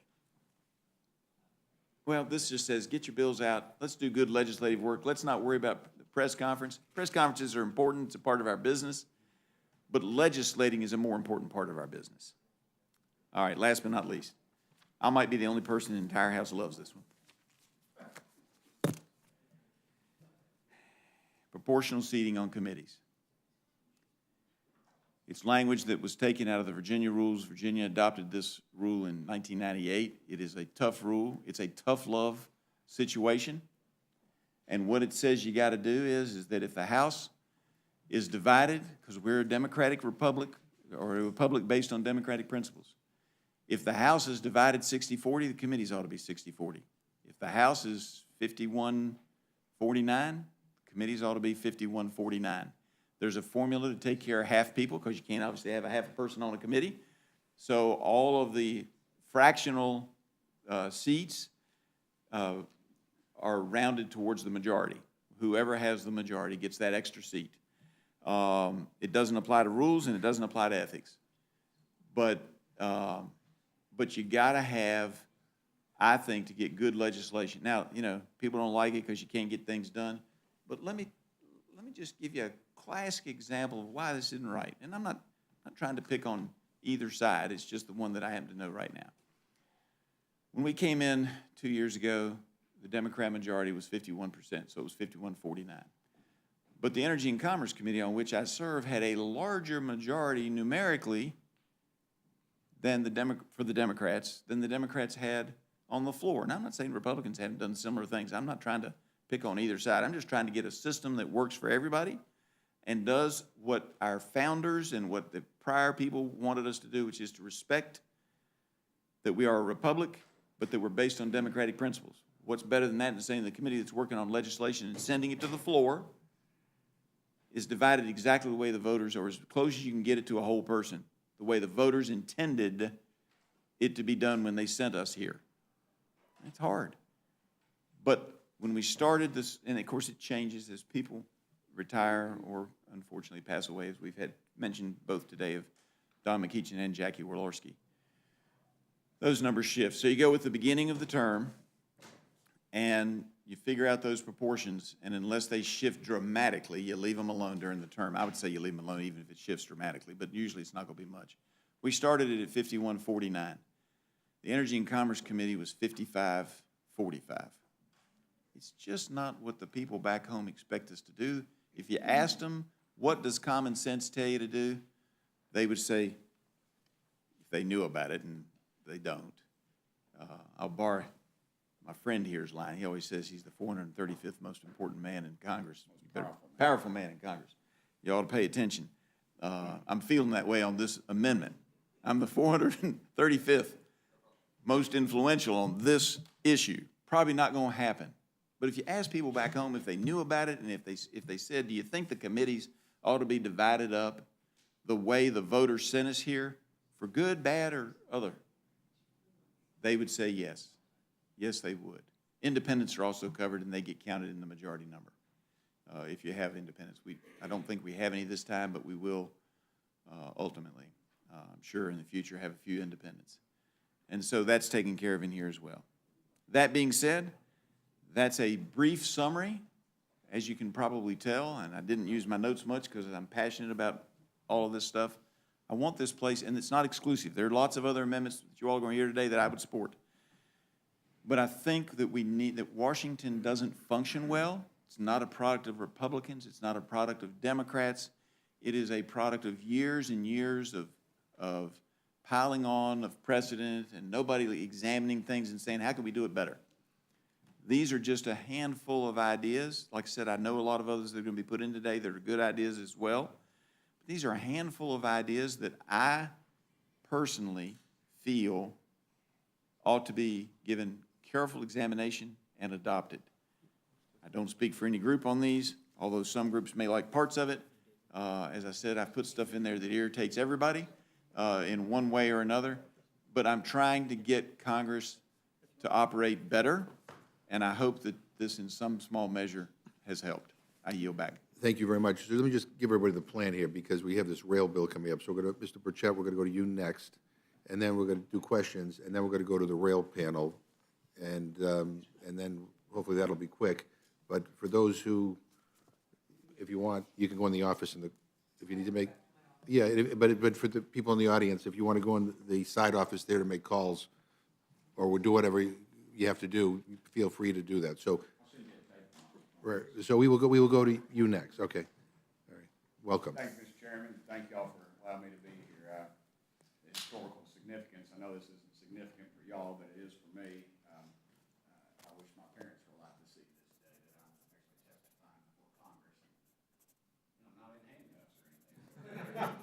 Pretty good option right here, Mr. Chairman. Thank you. Not even suspect. Not even suspect. I don't know about that.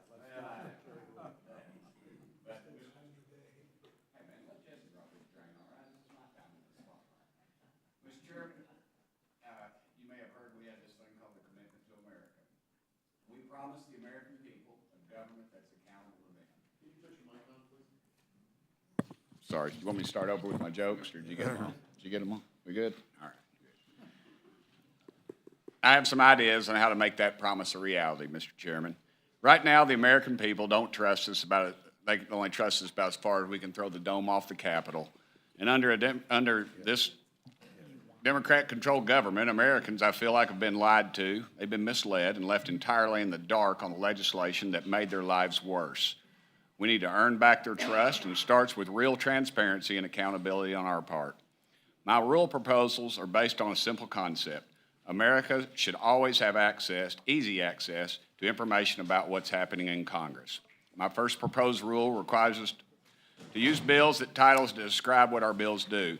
In the Tennessee State Legislature, which was under Democrat control when these rules were enacted and they stayed in when the Republicans took over, the state legislature already had this rule in place. And if a bill is called the Dog Catcher Act, then dadgummit, the bill needs to be about dog catchers, not about pay raises, not about anything else. And we've made a habit out of passing multi-trillion-dollar spending bills, and I feel like they've been packed with woke wish lists.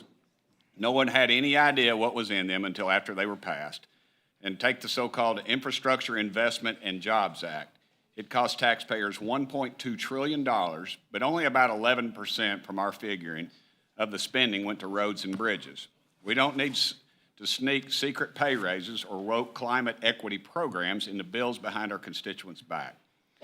That's some Democrat nonsense, and it has no place here in Congress, Mr. Chairman.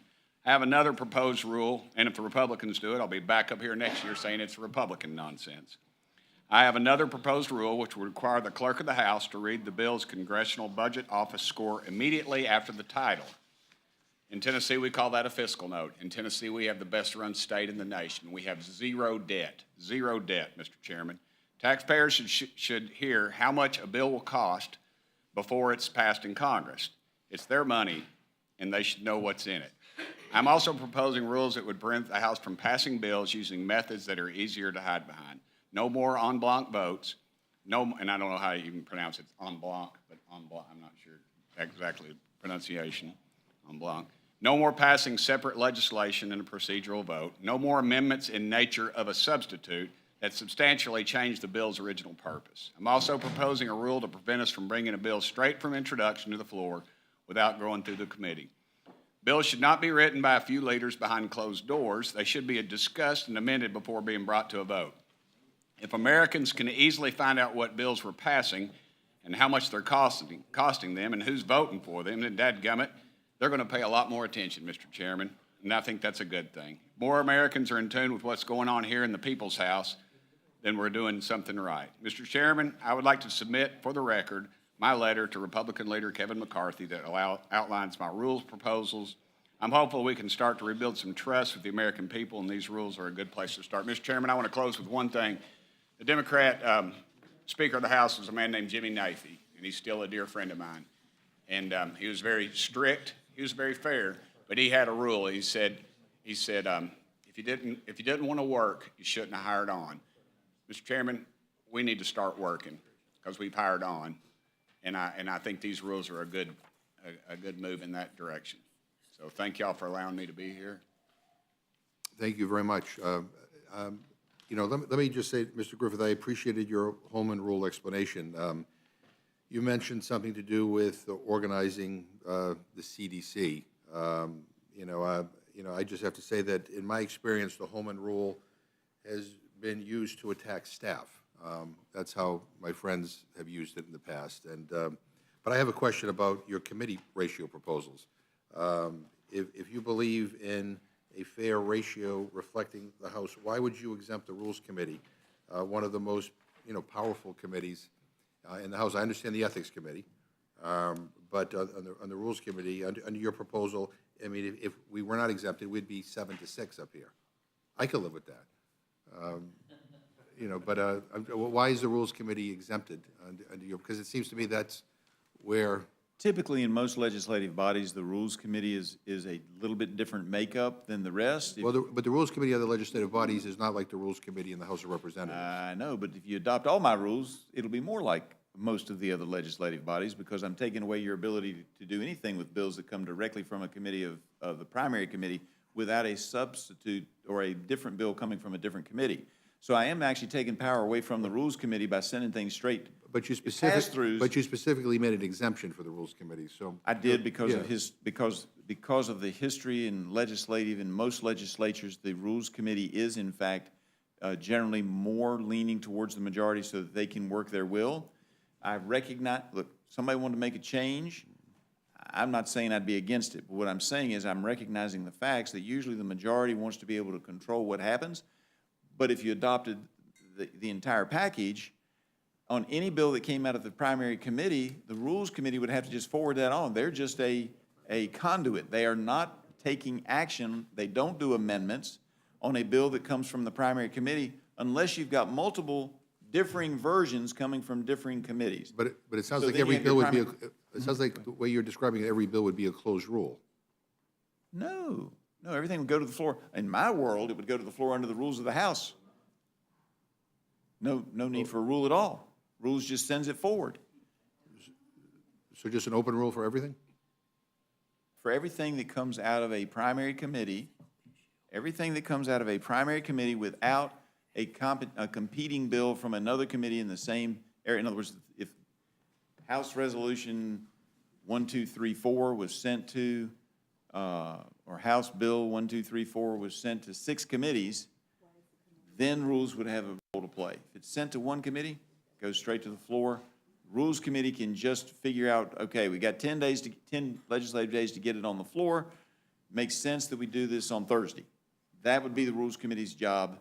Send it forward to the floor. That's it. It would be a conduit. It's basically the patrolman directing traffic in a case where the bill comes straight out of committee.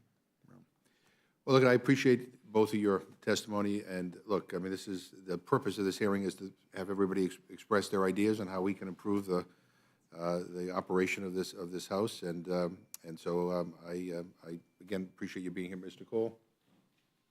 Just quickly, I want to thank both our witnesses. I've got some reservations on the vacate the chair idea, and I would be less than honest to say that. And I would have liked your committee ratio thing a lot more 2 years ago than right now. So it has less appeal to me than it did in the past. That's why it's fair. We'll have that discussion, I'm sure, tomorrow at great length. But with that, I'll yield back, Mr. Chairman. Mrs. Torres.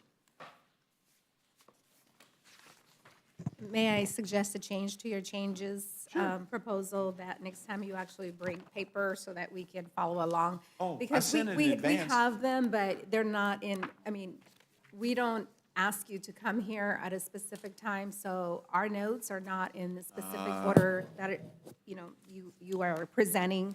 You have some interesting comments, and I would have liked to follow along with you. But thank you for apologize being that. here, I both will of leave, you. because I have not only specific proposals, but I actually drafted the rules as I believe they should appear and in the location that they should appear inside the rules package. Thank you. I'll leave a copy here. Dr. Burgess. Thank you, Mr. Chairman. And Mr. Griffith, I'm compelled to ask you if the Holman rule, as currently applied, has it worked? Has it actually rescinded spending in a particular area? I appreciate that it's been around since 1876. There have been, I would say, a half dozen, maybe a dozen, somewhere between a half dozen and a dozen times when it has worked. One of those actually went to the Supreme Court, I want to say about 1940, give or take a couple of years, and the Supreme Court upheld that this was proper within, proper process within the House. Well, I also think it's an important tool that would return power to the people who are supposed to represent their districts. And it's been a shame that we haven't had it available. I recognize that it's sometimes difficult to, it's unwieldy, but at the same time, that's probably for a purpose as well. I do have to say, and I completely agree with Tom, with ranking member on the ratios on the committee. I mean, it was offensive to me, and you remember this. We sat through those reconciliation bills in committee, dutifully listening and holding the votes, and we'd lose. The majority in the committee was 6 votes. The majority on the floor was 5 votes. And that was always particularly disturbing to me. Not that we would have won any more votes, but how could there be a greater proportion on the committee than there was on the floor of the House? And I do think that is something that really should be given some consideration. As far as the number of people on the Rules Committee, Mr. Chairman, if I remember correctly, Sam Rayburn, when he was Speaker, actually enlarged the Rules Committee. He wanted to replace some Democrats on the Rules Committee, but his conference wouldn't permit that. So he expanded the Rules Committee in order to overcome the no votes of his recalcitrant Democrat members who are going to stand in the way of JFK's rather progressive agenda that he was going to institute after the 1960 election. and it was a very close vote on the floor to change the ratio. So I guess we could have that discussion, but as we kind of sit here on the dawn of the next Congress, I rather like the 9-4 ratio. It has a certain appeal to it. Just an observation for you. But I do think we really ought to pay attention to the ratios on committee. You're right. If the people at home knew what was actually taking place, they would be concerned that there could be such an imbalance of power when the people spoke and elected representatives in a certain proportion. The committees actually should reflect that. And while we haven't been perfect and we've never had a rule, I will say that it has, over the last decade or so, it has gotten worse historically. Over decades and centuries, Congress has been pretty close on the committees, maybe off by one person. It's only within the last decade or so that we've started to get away from that, which is why I feel that it's important that we start to put it in the rules and codify that that's what we're shooting for. Well, I thank both of you for your participation today. It's going to be a long day, so, Mr. Chairman, I'll yield back. Mr. Perlmutter. Thanks. Mr. Griffith, appreciate your different comments on these rules. Colorado follows a lot of the same things that Virginia does. But we do operate very differently here. Whether we're supposed to be like a state legislature or not, that's sort of the $64 question. Germaneness, though, really is a roadblock. We've got a bill coming up today when you all finish on railroads and strikes. I want to add, and I've got some co-sponsors of my bill, safe banking, or I want to add some compensation improvements for us as members of Congress to that bill, and I know I'm going to run headlong into germaneness. So it does ultimately come down. Now, you talked a lot about single subject. In Colorado, we have a single subject rule, and you have a tight title or an open title, and you can add things like crazy. Having been in front of the parliamentarian on a number of things that I've wanted to get into bills, I know that there is a germaneness element to this. So I appreciate a lot of the things that you talked about, and I do think it would make us in the Congress look more like a lot of the state legislatures if that's what we want to do. And I think your point is, well, that's what people expect. So that'll be the conversation that we have. I appreciate that you want to bring all these things up as we head into a Republican House. It'll tie your hands a little bit, and, I appreciate that. And we've talked a lot about a number of these points in the Modernization Committee of Congress so that we empower individual members and not so much leadership. And I think that's one thing you're trying to do. So I appreciate your comments. I don't think you're right on the germaneness, but I do understand a lot of what you're suggesting, and I yield back. Mr. Reschenthaler. Thank you, Mr. Chairman. I'd like to just thank both of the witnesses for coming in. I know there's a lot of other members who would like to speak, so for brevity, I'm going to yield back. Mr. Raskin. No questions, Mr. Chairman. Ms. Fishbach. Ms. Scanlon, Mr. Morelli. Thank you, Mr. Chairman. I appreciate both gentlemen and their thoughtfulness about how to proceed. I just wanted to make one observation. I think a part that I think generally disagree with relative to passage of bills out of committee. And I did serve, like many of you, in the state legislature in New York for a long time. And they're different bodies. I mean, Congress is much, much different. And the breadth of sort of diversity in the Congress and geographically and in all kinds of ways, I think just makes it a different place. But the idea that a committee discharges a bill and it immediately goes to the floor within a period of days seems to me too simplistic. There may be many reasons that you report a bill out of committee. You may want to encourage debate with the Senate and figure by moving a bill you can get a real conversation. Or you may not want the bill to go to the floor for consideration as the committee chair, as the members. There may be a whole host of reasons to do that. And frankly, I think it eliminates some of the judgment which I hope we collectively make, the 435 members. And to turn this into sort of a series of if this happens, then this happens, then this happens, then this must happen, and this must, I think it removes so much judgment from us and frankly creates an enormous, I think, bottleneck that the Rules Committee is intended to help address. I just think that's my general observation of it, that there needs to be room for judgment here by members of the majority, whoever that majority is. The leadership ought to play a role. The Rules Committee ought to play a role. I think this is the oldest committee in the House, and it was intended to be sort of the traffic cop to help make judgments about what bills go to the floor. Now, you know, we're going to change in a few weeks, and maybe the new majority will think that these are the ways to proceed, but I suspect they're going to want the leadership and the Rules Committee and Rules Committee Chair and others going to want to have an ability to weigh in and measure whether every single bill that gets out of committee is worthy of going to the floor just as it's reported out of committee. My guess is they won't think that's a great idea. We'll see. The other, and finally, I just say that you pointed to, I think you said it was around surprise billing, and one of the, I don't know what committee you were referring to, reported out. I know that was a bill that had jurisdiction in multiple committees. So that must have been, was that Energy and Commerce? It was. It was.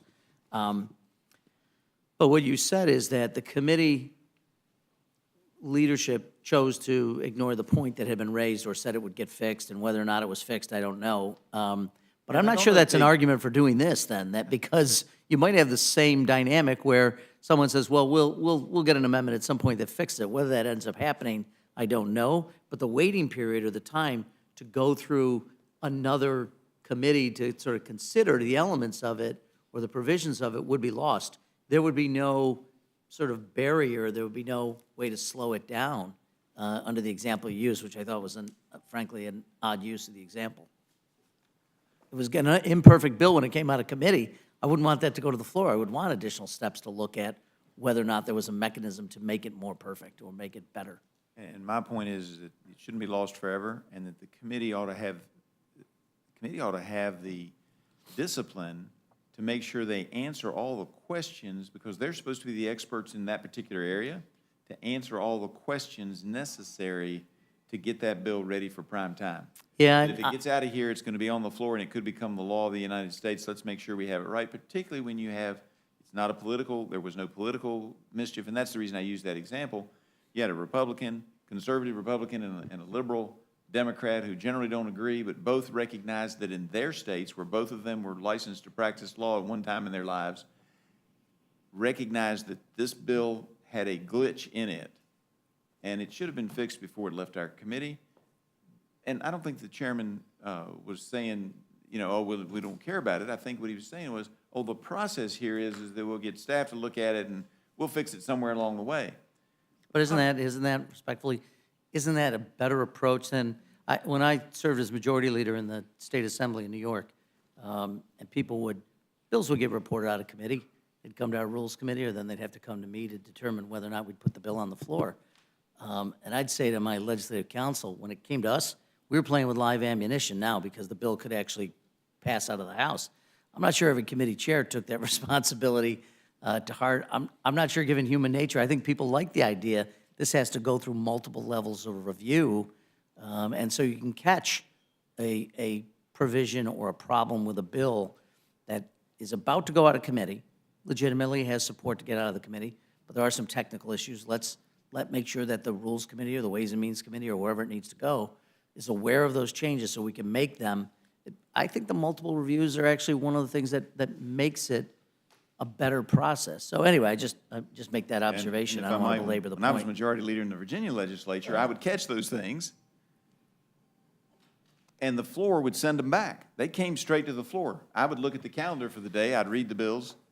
If I caught something, we shipped that thing back to committee and said, y'all don't have this ready yet.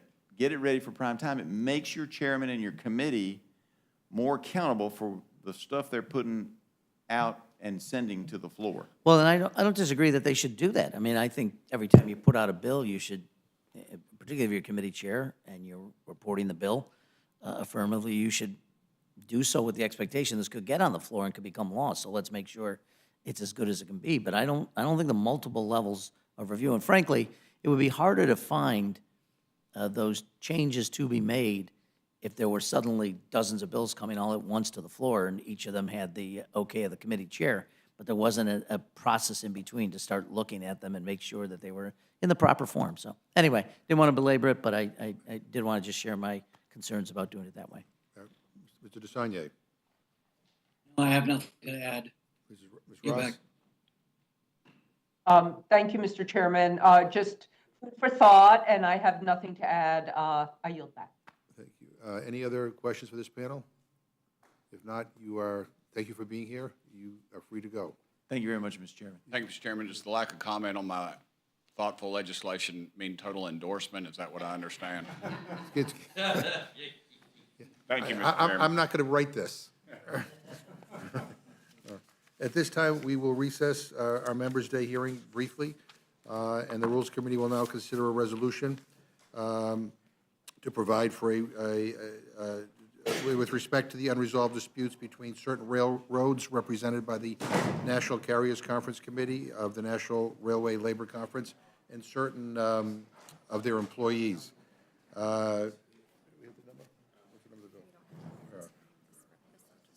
This legislation adopts the tentative agreement that unions and railroads negotiated in September to avoid a rail shutdown. I'm proud that our pro-union and pro-worker president and labor secretary, Joe Biden and Marty Walsh, fought hard to get a fair deal for railroad employees.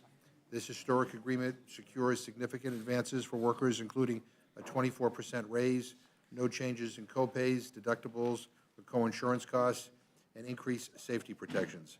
I want to be clear, this agreement is not perfect, and Democrats are going to continue fighting like hell, just as we've been doing, for all of our workers to have good wages, safe jobs, and paid sick leave. But we also need to listen to our labor leaders. This agreement was approved by labor and management negotiators in September. Since then, the majority of the unions in the industry have voted to approve the deal. So while I and others are reluctant to override standard ratification procedures, President Biden has called on Congress to act without delay to avoid a catastrophic shutdown, and that is what the purpose of this gathering is about right now. And with that, I'm going to yield to our ranking member. Thank you, Mr. Chairman. We're here on exceptionally short notice on an emergency measure intended to address labor issues at the nation's railroads. As every person in this room knows, railroads represent the lifeblood of American commerce. Almost every item in this room has, at one point or another, been carried on a train. Ensuring that the nation's railroads remain open and operating to carry goods to all points of the compass is critical and indeed vital, not only to the economy, but to our national security. Unfortunately, we're here today because of yet another blunder by the Biden administration. As we've repeatedly seen, whether on the withdrawal from Afghanistan, on the promise to forgive student loans, on gas prices, and now on labor negotiations, the Biden administration has a bad habit of making pie-in-the-sky promises that they cannot keep. At this late hour, it's clear that there's little we can do other than to support the measure. The clock is running out, and the President has made clear that this resolution is necessary to avoid a costly strike at the nation's railroads right as we go into the holiday season. With the economy ready to slide deeper into recession, we cannot risk that outcome. Congress, in my view, must act. However, it must also be said that it's astonishing that we are being asked to clean up President Biden's mess. The President ran on a platform of being a stable, trusted hand at the tiller. But instead of being a stabilizing force, the President's policies are only leading to more uncertainty. This is a sorry state of affairs, and it's deeply concerning that Congress is being asked to take extraordinary action to pull this hot potato out of the fire before the American economy crashes. I would hope the President takes a lesson from this episode, one that ensures he will be more focused in the future on the best interests of the American people. With that, I yield back. Thank you. At this time, I'd like to welcome our witnesses to testify on a resolution to address the unresolved disputes between certain railroads. Representative Payne and Representative Davis, we are delighted that you are here. I now recognize the gentleman from New Jersey, Mr. Payne. You may proceed. Good afternoon, Chairman McGovern and Ranking Member Cole. I thank you for holding this timely hearing and for having me here before you today. As the chairman of the Subcommittee on Railroads, Pipelines, and Hazardous Materials, it is my duty and responsibility to bring this legislation that will prevent a nationwide freight rail shutdown to the floor of the House of Representatives. That duty is burdensome, nevertheless, as Congress has now been forced to step in as a result of the railroad industry's failure to negotiate paid sick leave for their nearly 115,000 dedicated, hardworking, and essential rail workers. These men and women kept our economy alive through the height of the COVID-19 pandemic, one of our nation's most challenging times. However, in making the decision to bring this legislation to the floor, I had to think about the hundreds of millions of American families who would suffer from soaring fuel prices to the cost of rising food prices if we did not bring forth this tentative agreement. Every American would suffer if this strike took place, bringing our economy to a screeching halt at a time we need to be focused on economic recovery. Economists gather that even a short-term strike would deliver a debilitating blow to our economy, and reporters have laid out what is clearly at stake if we fail to act. The potential rail strike could impact gas prices, according to AAA. Chemical industry warns that rail strike would shut plants and cost the economy billions, on CNBC.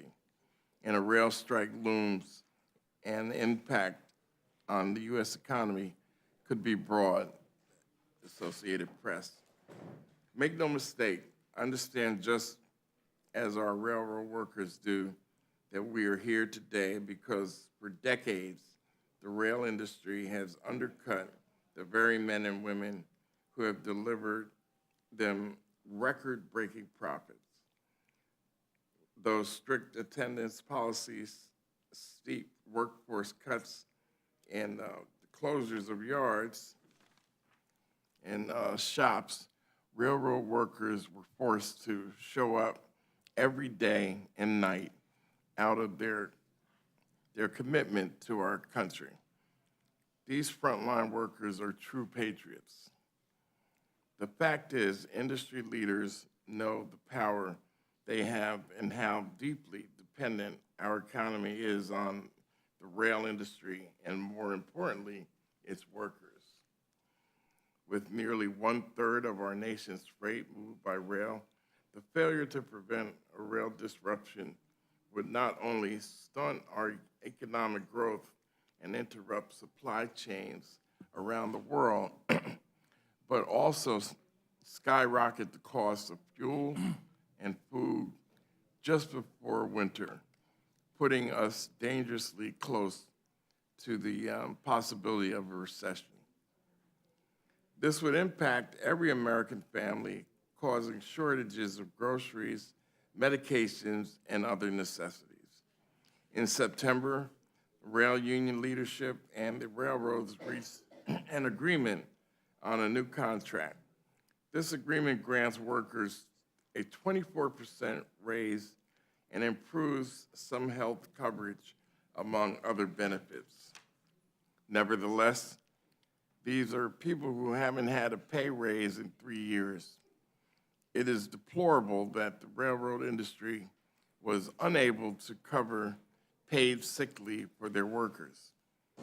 My decision to introduce this legislation that locks in the September agreements and provide certainty for the farmers, manufacturers, and families our nation also depends on was not easy, but it had to be done. I'd like to thank President Biden, Secretary Walsh, and House and Senate leadership for their tireless work forging this deal, and I am ready to answer any questions you may have. With that, I yield back. Thank you very much, Mr. Davis. Thank you, Chair McGovern, Ranking Member Cole, the members of the committee, and also my good friend, Mr. Payne. Over the past 2 years, freight railroads and rail labor unions have been negotiating pay and benefit for railroad workers. This summer, the two sides were released from mediation by the National Mediation Board. The labor unions declined arbitration, which ultimately led President Biden to appoint a neutral presidential emergency board, or PEB, to review the matter and issue recommendations. After a detailed review, the PEB issued its recommendations in August of 2022. It supported railroad workers receiving historic raises in salary, retroactively starting in 2020 through 2024. It also supported workers receiving generous health care coverage and paid time off, among other benefits. The freight railroads embraced the recommendations of the PEB, as did the shippers, including those in the agriculture, energy, fertilizer, and chemical industries. Nonetheless, a few labor unions rejected the terms that their own elected leaders negotiated on their behalf, putting the country on the brink of a full-fledged railroad strike that would shut down our economy. In September, with the strike only hours away, the representatives for both parties agreed to a tentative agreement, or a TA, that adopted the PEB recommendations plus additional benefits for maintenance of way employees. The new agreement was again accepted by the freight railroads and shippers and sent to the union members for a vote. After weeks of consideration, 8 labor unions voted to ratify the tentative agreement and 4 voted to reject it. Rejecting unions demanded more paid time off and have now threatened to strike at midnight on December 9th if their demands aren't met. A freight rail strike would devastate the supply chain and shut down the country. Experts have estimated that a strike could cost the economy up to $2 billion per day. Add that to the fact that this is the busy holiday season when package volumes are higher than normal. President Biden has now indicated that he and his administration have failed to resolve the dispute. Given the clear failure of the administration to resolve this dispute, it now falls to Congress to stop a strike and ensure there is no repeat of last year's supply chain crisis in the middle of the holiday season. Today, we are considering the terms of the tentative agreement, which goes above the PEB's recommendation. The tentative agreement is more than fair for the railroad workers, supported by 8 of 12 of the labor unions that represent the rail industry, and the other 4, again, were accepted and negotiated by the leaders of those unions who were sent to negotiate on behalf of the workers. This bill is, again, supported by the freight rails and shippers. And I appreciate the rail workers. Look, as somebody who has had a great working relationship with all 12 of the rail unions that are part of this agreement, I can understand their concerns, which is why we're at this point where we're asking Congress now to step in to support the tentative agreement. But my problem is, why are we even asking Congress to step in? I associate myself with many of the comments that Ranking Member Cole made. This is an administration who said they were going to come in and change the way this country operated. There should be nobody in a better position than President Biden to get this done without us setting a terrible precedent to where we are going to solve this problem. And unfortunately, that precedent being set today could lead to many people in the future, not me, coming back here again to address future disagreements within the rail industry. This is something that should have been done without us, but I agree with Chairman McGovern. I agree with Ranking Member Cole. It's kind of past the point of no return. We have to support this agreement, but it doesn't mean I can't come here and complain about it to you, Mr. Chair. That's what the Rules Committee is for. I yield back. Thank you very much. Let me yield to Mr. Cole. Just quickly, I'm glad my friend's here one more time. I didn't think I would have the chance to see you again, and I'm glad you're here with the same complaint I have. This was supposed to have been fixed, and I think the American people thought and had every reason to believe that it had been fixed in September, and it's just another thing of punting past the election. And I do not like intervening in this way. I know neither of you do, to be fair, and you both reflected that in your comments, and it's unfortunate we're having to do it because I don't like the precedent at all, but I also am very concerned about the consequences if that strike were to go forward. I know we all are. Put a lot of people out of work. None of us want to do that on either side of the aisle, but wow. To coin a phrase, what a way to run a railroad. That I'll yield back. Torres. Can I reserve my time Okay, Mr. Perlmutter. Just a couple questions, gentlemen. Which unions have objected to the settlement? There are 4 of the 12 unions involved. I think the staff has the list of, we'll get that for you. BRS, MBWE, the Smart TD, and IBB out of the 12. Okay. They represent 115,000 workers. Those 4? Yes. Okay, and just in my area, SMART has got a big presence in Colorado. You may have heard me earlier. Time is short, obviously. Time is short on this particular matter. I'd like to add a few things to this bill. I'm not sure that they fall under the title of the bill, one being the Safe Banking Act, the other being some compensation improvements for us. But obviously, this is very important. Clearly, from the President's point of view, Republicans seem to be supportive of trying to avoid a shutdown of our railways. But, you know, for me, I've always tried to work with the unions in my area. And SMART, I think, is probably the biggest of the railroad unions that are involved in this conversation. What is it that those 4 are holding out for? Can you tell me? Well, sir, there has been an issue around sick time. And there are situations that the unions and the membership feel that are just not fair.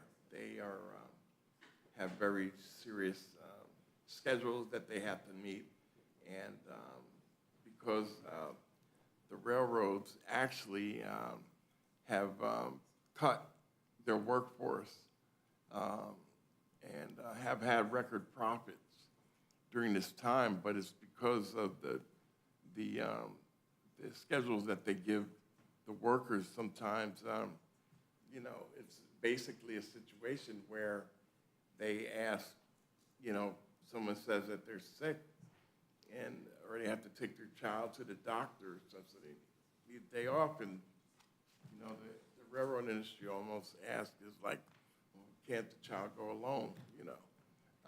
It's really just unfair, and it's unfortunate. That was the one sticking point in this whole matter. That was the whole issue. The increases in pay wasn't an issue. They weren't even fighting over that. It was about this one issue, paid sick time. And, you know, if you really look at what the railroads are asking these workers to do, none of us would believe it was fair. That's where they are, and they have decided.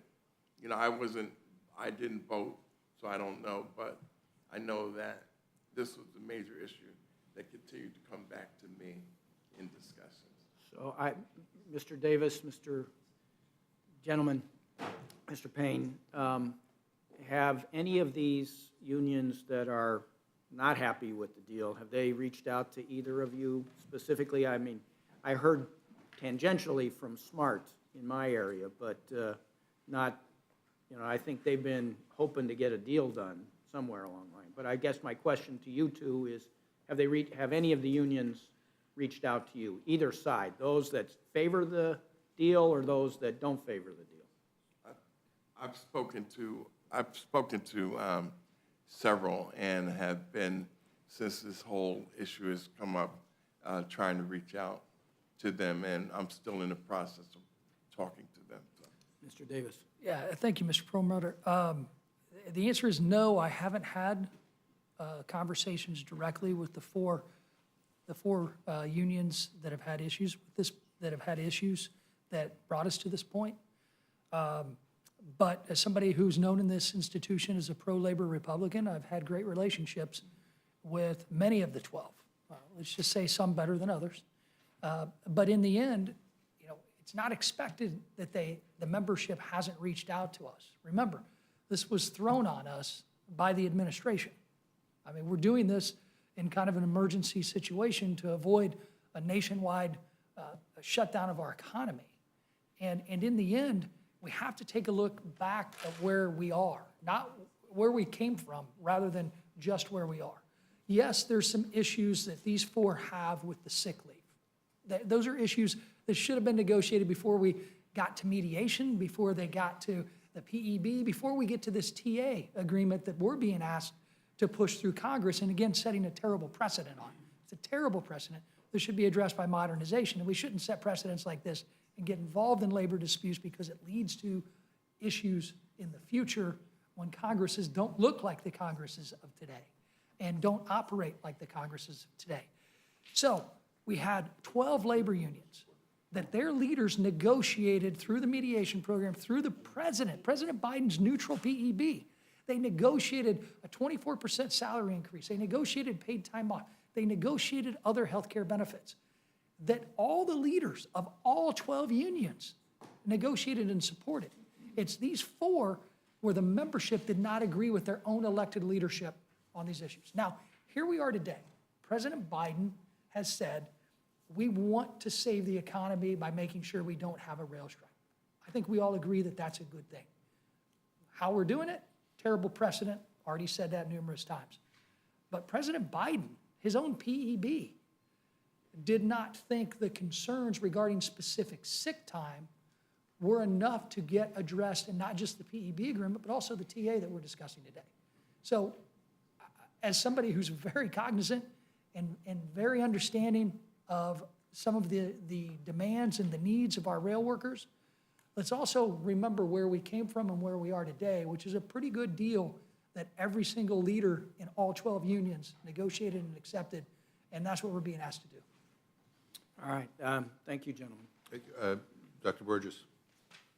Thank you, Mr. Chairman. And I guess, Mr. Davis, just to continue on that thought, that's why so many of us are perplexed, number one, why we're here today, having this emergency meeting to do this emergency legislation, which, as you pointed out, is going to set a terrible precedent going forward.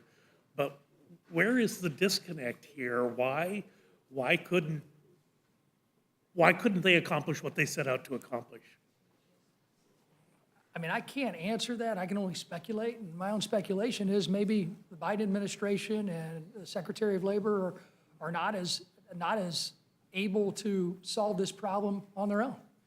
When they come to us to set a terrible precedent, it sets precedents for future administrations. And that, to me, is the biggest concern long-term. Look, my time in front of rules, I'm perplexed as to why I'm here again, too, Mr. Chair. But in the end, it's going to come to a close.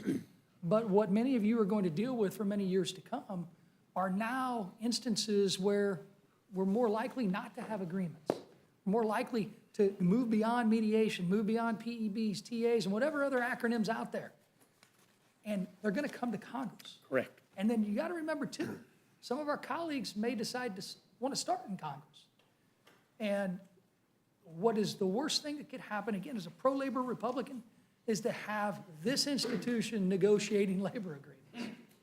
I mean, no offense, but I don't think that's the place that our rail workers, our men and women in organized labor, would want their labor agreements negotiated. And this is exactly what we're being asked to do on the back end.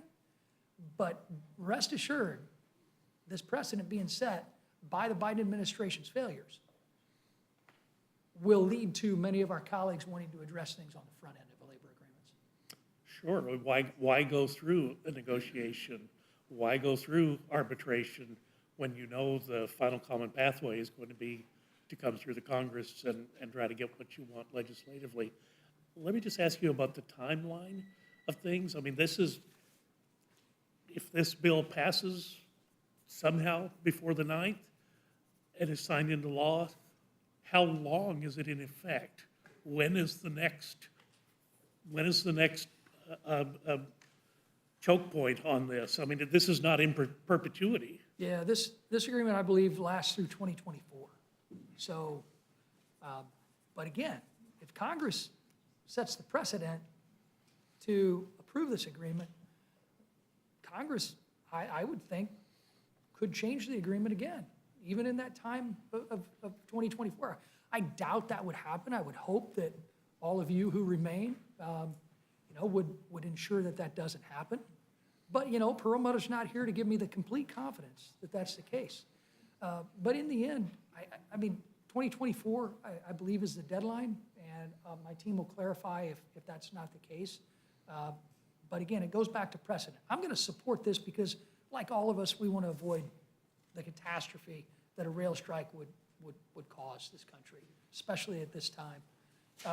But that doesn't negate the fact that this is a terrible precedent. It's a terrible place to address it. Well, and I share your concern about the ability of the White House and the Secretary of Labor that have left us at this point. But honest Injun, if they're looking at the pace of how things work in the United States Congress, if it runs out in 2024, you probably better get to work on the next one, because it ain't going to be quick. And to associate myself with the ranking member's comments, I think the precise quote is, "What a peculiar way to run a rail line." So with that, Mr. Chairman, I'll yield back. Yeah. Before I yield to Mr. Torres, let me just say, Congress is not negotiating this deal. If we were, we would deal with the paid sick leave. I mean, that's where a majority in this House right now is. I don't know where they'll be next year under the new leadership, but we would deal with this. And look, the fact of the matter is that these rail workers, have routinely been screwed by corporate interests that haven't given a damn about their well-being or their lives, or whether they can go to a doctor's appointment and still be able to pay, their rent or their mortgage or their insurance bills. I mean, this is an awful place to find ourselves in right now. Let me just say, nobody has been more pro-labor than Marty Walsh, the Secretary of Labor, and to the fact that this agreement is as good as it is, and I don't think it's good as good as it should be, but the fact that it is where it is due in large part to his efforts and to that of President Biden. And as the chairman of the Rules Committee, who has to sit here and get amendments from everybody, as my colleagues up here do, I will tell you that, my friends on the other side of the aisle who are complaining right now are the ones who bring anti-labor union amendments up here all the time. And I'm not saying you, I'm just saying members of your party. And so the bottom line is, we are now faced with this kind of terrible situation where you have to choose between supporting an imperfect deal that has already been negotiated, or an economic catastrophe that is hard to even fathom what it would mean at this particular point.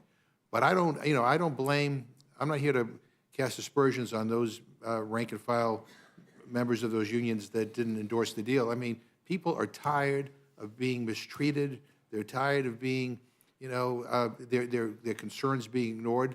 I mean, that is, so I appreciate the efforts of President Biden. I appreciate the efforts of Secretary Walsh. And by the way, when we talk about the oppression of workers in this country, it's not just, restricted to the rail industry. I can go right down the list of, where well-connected billionaires, corporations, routinely go out of their way to try to stick it to the workers. So we didn't negotiate this deal. The question is right now, what are our choices? And the choice we have to make is either you accept this deal, and I don't like the precedent, but it's where we are, or, you don't, and then the consequences, I think that we all have outlined here today, go into effect. So this is not a happy day by any means, but we need to proceed. Mrs. Torres. Thank you, Mr. Chairman, and thank you both for being here. Rodney, since you brought it up, I'm going to also say that I have a 100% labor record, not just in Congress, not just in the state legislature, not just in my time as mayor or city councilwoman, but lifetime. Unfortunately, I can't say the same thing for labor because I don't have their 100% support. But, you know, when it comes to labor issues, I'm very passionate about that because I did work a job where I had to ask permission even to go to the bathroom, where sick days were given, but they were frowned upon. So I feel the pain of these workers that simply want to be able to be sick when they're sick, to take care of a loved one when their loved one is sick. I'm very disappointed, though, that none of the 12 labor organizations that are impacted by the decision that we are being asked to make today have had any contact with my office. I don't know about the chairman or anyone else, but we have had zero contact. It wasn't until this meeting started that I texted somebody, then all of a sudden an alarm went off somewhere in the Inland Empire in California.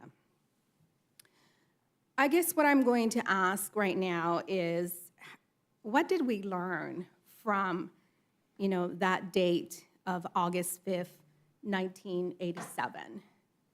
August 5th, 1987, then President Ronald Reagan fired 11,000 flight attendants, 11,000. He also created a lifetime ban on rehiring any of those striking members. The union was eventually decertified. I don't believe that anyone working outside of those people that work in that job industry has the right to negotiate on behalf of those workers. And while I applaud the president and the labor secretary for doing everything in their power to try to bring all parties to the table, it is extremely disappointed that I'm being asked here today to vote on something and to impose something that I would consider as radical as firing 11,000 people. So with that, I'm going to yield back. Mr. Reschetteler. Thank you, Mr. Chairman. Mr. Davis, do you have anything you'd like to add? Look, yes, I do, sir. Thanks for asking. I could just tell by the way you were looking at me that you wanted to say more, so. Well, that's not why I was looking at you, Guy. There were plenty of other reasons we'll talk about later. But in all seriousness, look, I get it, we're here. I got to give the administration credit for getting to a point where they're asking Congress to solve the problem.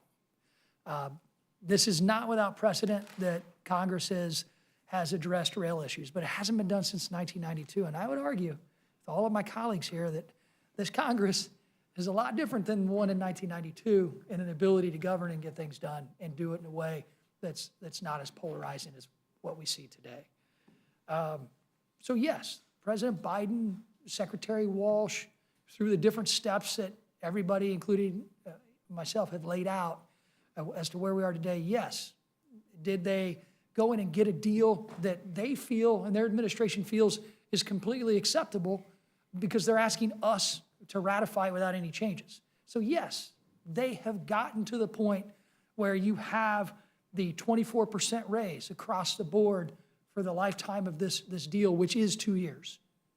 They also have, you're talking about paid time off improvements, health benefit improvements. Now, there is this discussion within the 4 disgruntled unions as part of rail labor that have asked for more. And Chairman, you're right, it's not being addressed today. That doesn't stop you guys in the majority from making a change, but that would disrupt what the Biden administration has negotiated already. So in the end, we have to ensure that this doesn't blow up our economy.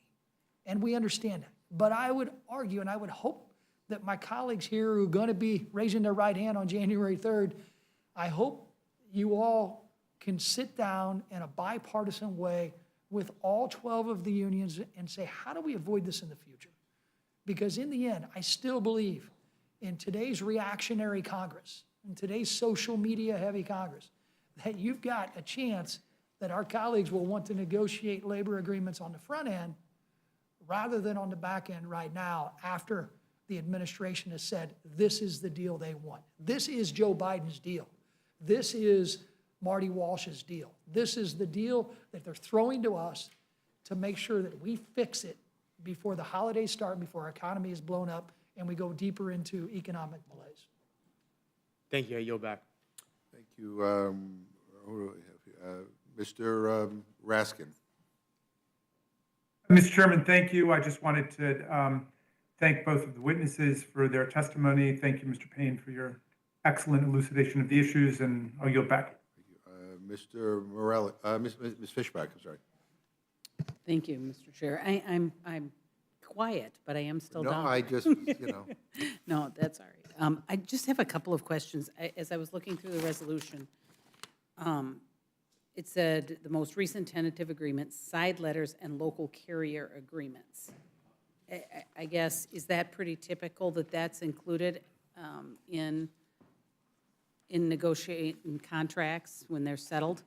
I guess I'm just, and what would be, this is really technical because I'm just reading it. I'm just kind of curious more than anything, like, what would be a side letter? What would that be? Yeah, I can only speculate, Michelle, that maybe that's the change that the TA recommended for the maintenance of way workers that would be different than the other unions, but I'm not an expert in labor agreements, which is why I don't think Congress should be either. Well, and maybe that's part of my point, because I guess, and I'm just curious, you know, you mentioned the precedent we're setting. So this is not, and since I'm new to Congress, I still get asked this, this has never been done, or what's the history In of it? 1992. Yeah. Okay. 30 years ago, Congress was asked to intervene, and, you know, it hasn't happened, obviously, very often, but, you know, here we are, you know, Congress has intervened, it says 18 times in its history. But I want to clarify something, Mr. Chairman, that I made a statement earlier. It's my time. It's my time. I'm sorry. No, I apologize. And I'll be done in a minute, but I guess I just wanted to kind of reiterate what Mr. Davis was talking about. The precedent is horrible, and the fact that we aren't experts, and that we are going to be voting on something that we can't, I mean, I don't even know the definition of a side letter or what it would be, and so but I understand the implications of shutting the rails down and, you know, in the critical time of the year, and our supply chains, my farmers, you know, they've already had issues with supply chain issues, and so very concerned that we are intervening on this when we don't have any business in it. Well, look, I've already said, like, I'm a pro-labor Republican. I've got great relationships with many of the rail unions that are part of this agreement. And I also as somebody who has 4 Class 1 railroads going through my district, many of my constituents are part of these unions. Many of my constituents work for the same companies that are going to be affected by this agreement. But you brought up agriculture. I mean, my products that are grown in central and southwestern Illinois don't get into the global marketplace without effective rail service. And remember, if we don't act, if we don't do something, if we don't approve this Biden approved, Walsh approved negotiated settlement right now for the TA levels, then you know what? The rail system is going to have to begin to prepare for that strike. And that means that's pretty immediate. It's not like in a few days. They're not going to wait till December 9th at 12:01 a.m. They're going to begin preparing for this now. So this is a big deal. This is why, unfortunately, we're being asked to do it.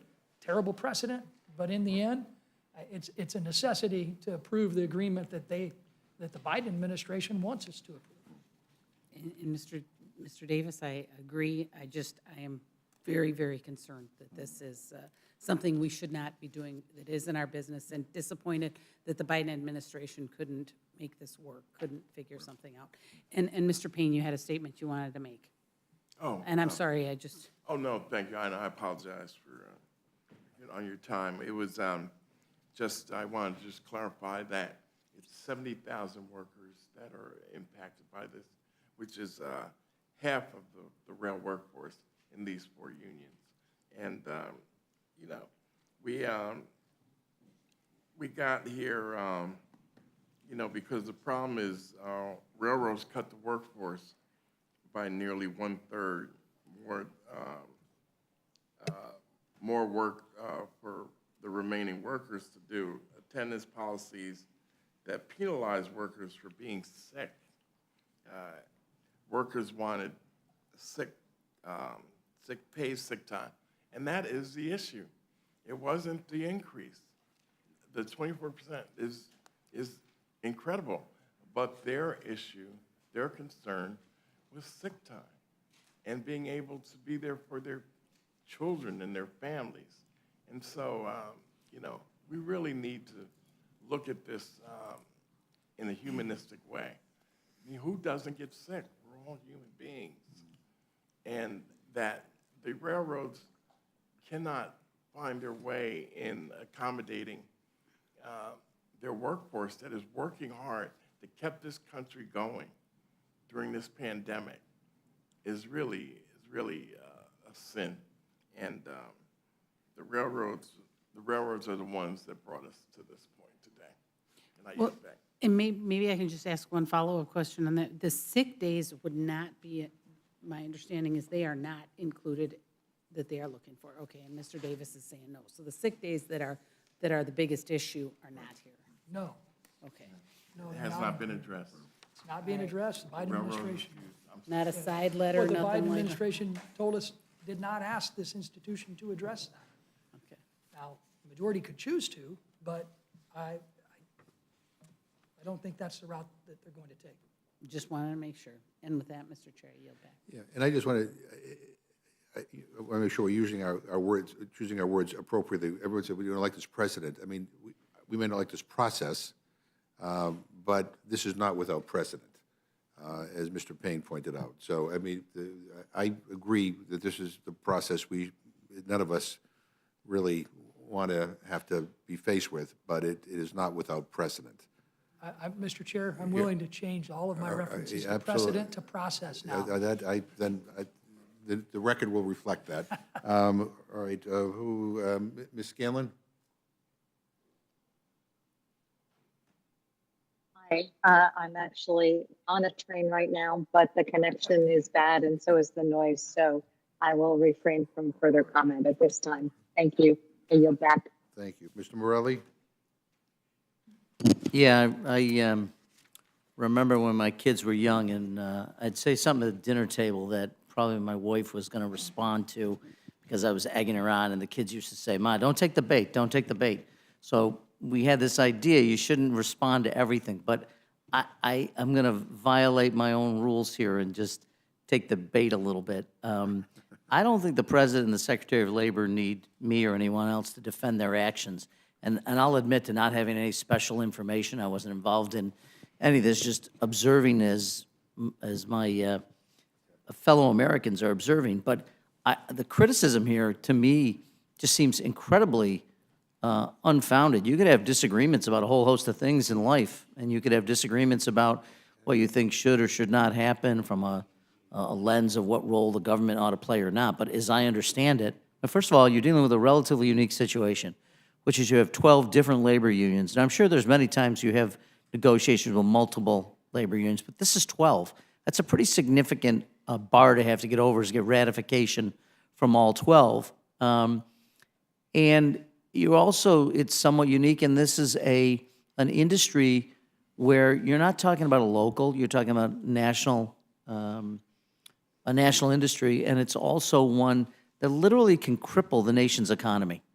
So I'm sure there may be parallels, maybe the airline industry, maybe there's a handful, but it would be pretty rare for the President of the United States and the Labor Secretary have to even step into the middle of this back just, I don't know, 6 weeks ago or so when they got involved in it. And it seemed to me at the time, it was very appropriate for the president and the Secretary of Labor recognizing the consequences for the economy, the consequences for supply chain, the consequences for moving goods and materials around the country, that they actually get involved rather than waiting to a point where we're at a crisis, we're at a strike. So they appropriately got involved, as I understand, helped broker this, although clearly the unions and the rail companies were at the table. They negotiate a deal that gets the approval of, I think it's 8 different unions. You'll correct me if I'm wrong, Mr. Payne. And the ones that didn't were pretty close. As I haven't looked at all the numbers, but very close. I think even some of the ones that ratified were close. And as I think people have appropriately pointed out, less typically wages and benefits and more around working conditions. And again, sort of the unique nature of the rail industry and the unique way in which people are required to be scheduled, et cetera. So you go through this process, acting in good faith, and at the end of the day, we have systems of making sure that, the union members had the opportunity to ratify. They chose not to do it, and here we are. I think it's clearly a position that no one seems comfortable with. That's understandable. No one here wants to impose these kinds of decisions on people. But what is also interesting is it's almost a necessity. Everyone who may be speaking about the process or taking opportunities to criticize the president or the labor secretary also aren't voicing opposition to the legislation because they know it's something we have to do. The same way that the president and the White House and the administration knows it is something we need to do to avert what would be a crippling economic catastrophe for this country while we face challenges of supply chain interruptions, while we see what's happening around the world, what we see what's happening in Ukraine, around energy prices, all of which have affected inflationary pressures in this country and around the world, and those may be deepening with what's going on in China. So I don't think anybody sees this as optimal. No one wants to do this. I'm sure if we had the ability to negotiate a different deal, we would. But could you imagine that? We can't negotiate an omnibus deal to fund the government, and you want to add now the negotiation of labor contracts? I mean, so we're in a position where we have to do what responsible people do. It's like raising the debt limit. It's like a lot of things that no one wants to do, but if you're going to have an organized civil government, you have to do these things. And this is one of those things that I think qualifies and meets that test. But I frankly find it frustrating that the criticism of the president, who doesn't need my defense, as I said, nor does the labor secretary, I think they acted in a very thoughtful, responsible, measured manner. They've taken this as far as they could go and let the parties try to work it out. Failing to do that, it's now up to us to make sure that we move ahead. But so I rise to the bait, and I'm going to support the rule in the underlying legislation, regretfully, because I don't think there's anybody here who wants to do it, but I think it's necessary if we're going to be able to meet our obligations. Thank you, Mr. Chairman. Terrific. Any other questions for the panel? Ed Perlmutter has one. Oh, Mr. DeSanya, do you have a question? Nope, I like to associate myself with the comments by Mr. Morelli, and I yield back. Mr. Perlmutter. So I just was looking at the proposed bill, and it refers to the Railway Labor Act of 45 U.S.C. 151. I'm just trying to find the part where it goes to the president. The president says, accept this arbitration or this mediation, and then the part where it comes to Congress. Can somebody help me? Oh, sorry about that. So my question is, what section of it refers this whole process to Congress to approve or disapprove? That's just a...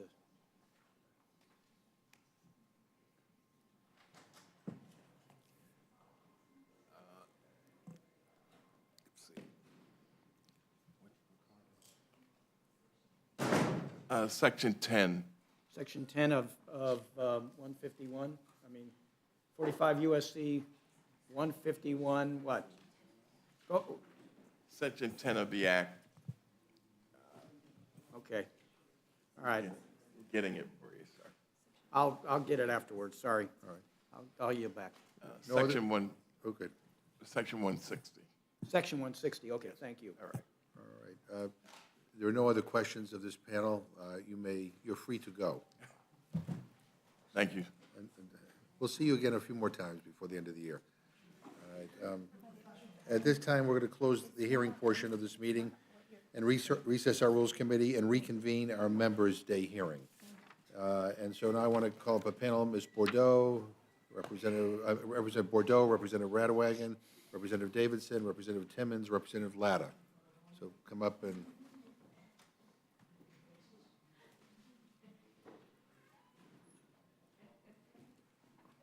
And Representative Bordeaux, we'll begin with you, so wherever you...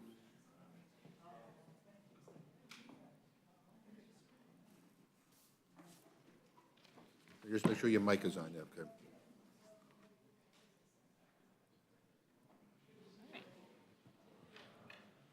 Okay, you may proceed. Thank you. Good afternoon, Chairman McGovern, Ranking Member Cole, and members of the House Rules Committee. Thank you for the opportunity to testify today regarding the potential rules changes for the 118th Congress. While I will not be here, I am here to express my support for strengthening pay-as-you-go rules and restoring a sense of fiscal discipline in Congress. Prior to running for Congress, I spent most of my professional career working to advance fiscally responsible policies at the local, state, and federal level. Over the years, I've worked on a number of projects evaluating state fiscal discipline and budget processes, and for years I have taught public budgeting. And from 2007 to 2010, I served as director of the Georgia Senate Budget and Evaluation Office, where I worked with members from both parties to balance the state budget during the Great Recession. At the state level, states work under balanced budget requirements, which means that budget choices involve trade-offs. An increase in one part of the budget requires a revenue increase or spending decrease in another part of the budget. While researchers often invoke the balanced budget requirements as the reason that state budgets are balanced and the federal budget is not, in fact, these state budget balance requirements are quite easy to violate. They are enforced not so much because of the letter of the law, but because many state governments have developed a culture of fiscal responsibility that honors the spirit of the law. What I saw in Georgia during the Great Recession was that legislators, despite enormous political pressures, generally adhered to good fiscal practices and would invoke policies like the balanced budget requirements to push back against policy proposals that would have had the effect of undermining fiscal stability. We need to restore both the rules and culture that support fiscal responsibility in Congress. The pay-go rule is a key check on congressional spending. However, at this point, it seems like it is waived so often that it's not even a speed bump in the face of each party's spending or revenue priorities. As we face historic inflation, it will become important for the long-term economic health of the nation that future Congresses restore regular order around decisions that increase the deficit and by extension, add to our national debt. There are several ways in which the 118th Congress can reinforce and strengthen our commitment to fiscal responsibility. First, remove the broad pay-go exemption categories, like exemptions for tax cuts or COVID or climate spending, as has been done by both parties in recent Congresses. In the Inflation Reduction Act, we showed that we can responsibly pay for and offset critical investments to lower the cost of health care and address the effects of climate change. We just have to choose to do so. Require a standalone vote to waive pay-go. Too often, bills are passed under rules which waive pay-go and remove the need for the House to debate the fiscal cost of legislation we are considering. Requiring a standalone vote to waive pay-go would mean that members have to debate and consider the costs of legislation that we have to pass. Finally, require bills on the consensus calendar to be deficit neutral. The consensus calendar is a tool for members to bring widely supported, non-controversial bills to the House for consideration. However, this Congress, we have seen several bills added to the consensus calendar, which would have fiscal impacts in the tens of billions of dollars. Requiring the consensus calendar to be deficit neutral is a simple way we can ensure that legislation that adds to the deficit can be appropriately considered and debated in Congress. We know that Congress can act in a fiscally responsible manner and improve and expand upon pay-go rules and principles because we have done it before. Statutory pay-go was created in 1990 as part of the bipartisan budget agreement, which sought to address the large deficits our nation was facing. Shortly thereafter, I came to Congress as a staff member, and during the ensuing years, we made great progress towards getting our nation on a more sustainable fiscal trajectory, even enjoying budget surpluses in some years, all the while allowing for new investments in CHIP, the child tax credit, and the earned income tax credit. As you know, the pay-go rule was later created in 2007 rather than the statutory pay-go, which looks at aggregate spending each year. The pay-go rule requires members to consider the fiscal impact of individual legislation as it is considered and passed. If you enhance the pay-go rule and other important budget constraints, this forces a debate about priorities and trade-offs for any piece of legislation, and in my long experience, working at the local, state, and federal level generally leads to better policymaking. Thank you again to Chairman McGovern, Ranking Member Cole, and the members of the House Rules Committee for the opportunity to discuss this important issue with you today. I yield back. Thank you very much. Representative Radewagen.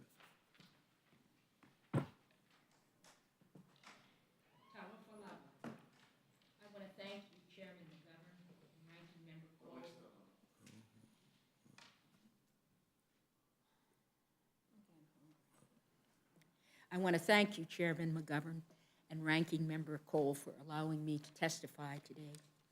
Today, I come to testify in support of keeping the House rule that allows the delegate and resident commissioner the vote in the Committee of the Whole. This has been a right that delegates have had since the earliest days of our republic.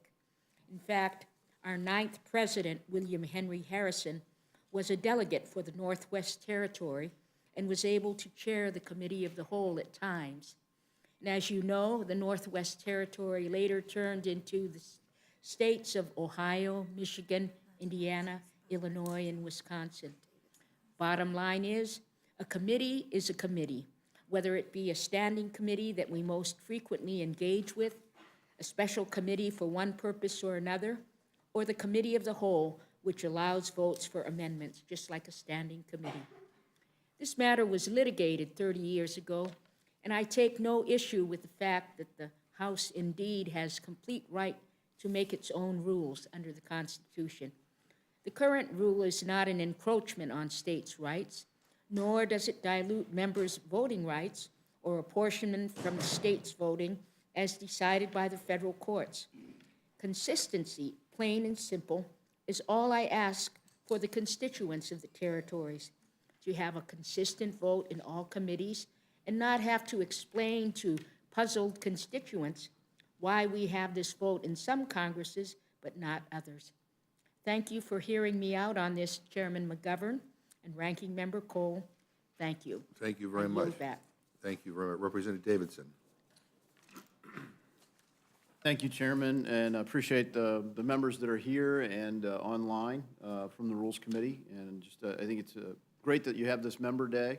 And I think personally, we like to think that the Rules Committee is maybe the most important thing we decide, because the House sets its own rules, and those rules are supposed to apply to everyone. Of course, we have a well-honored tradition of waiving the rules for virtually every vote.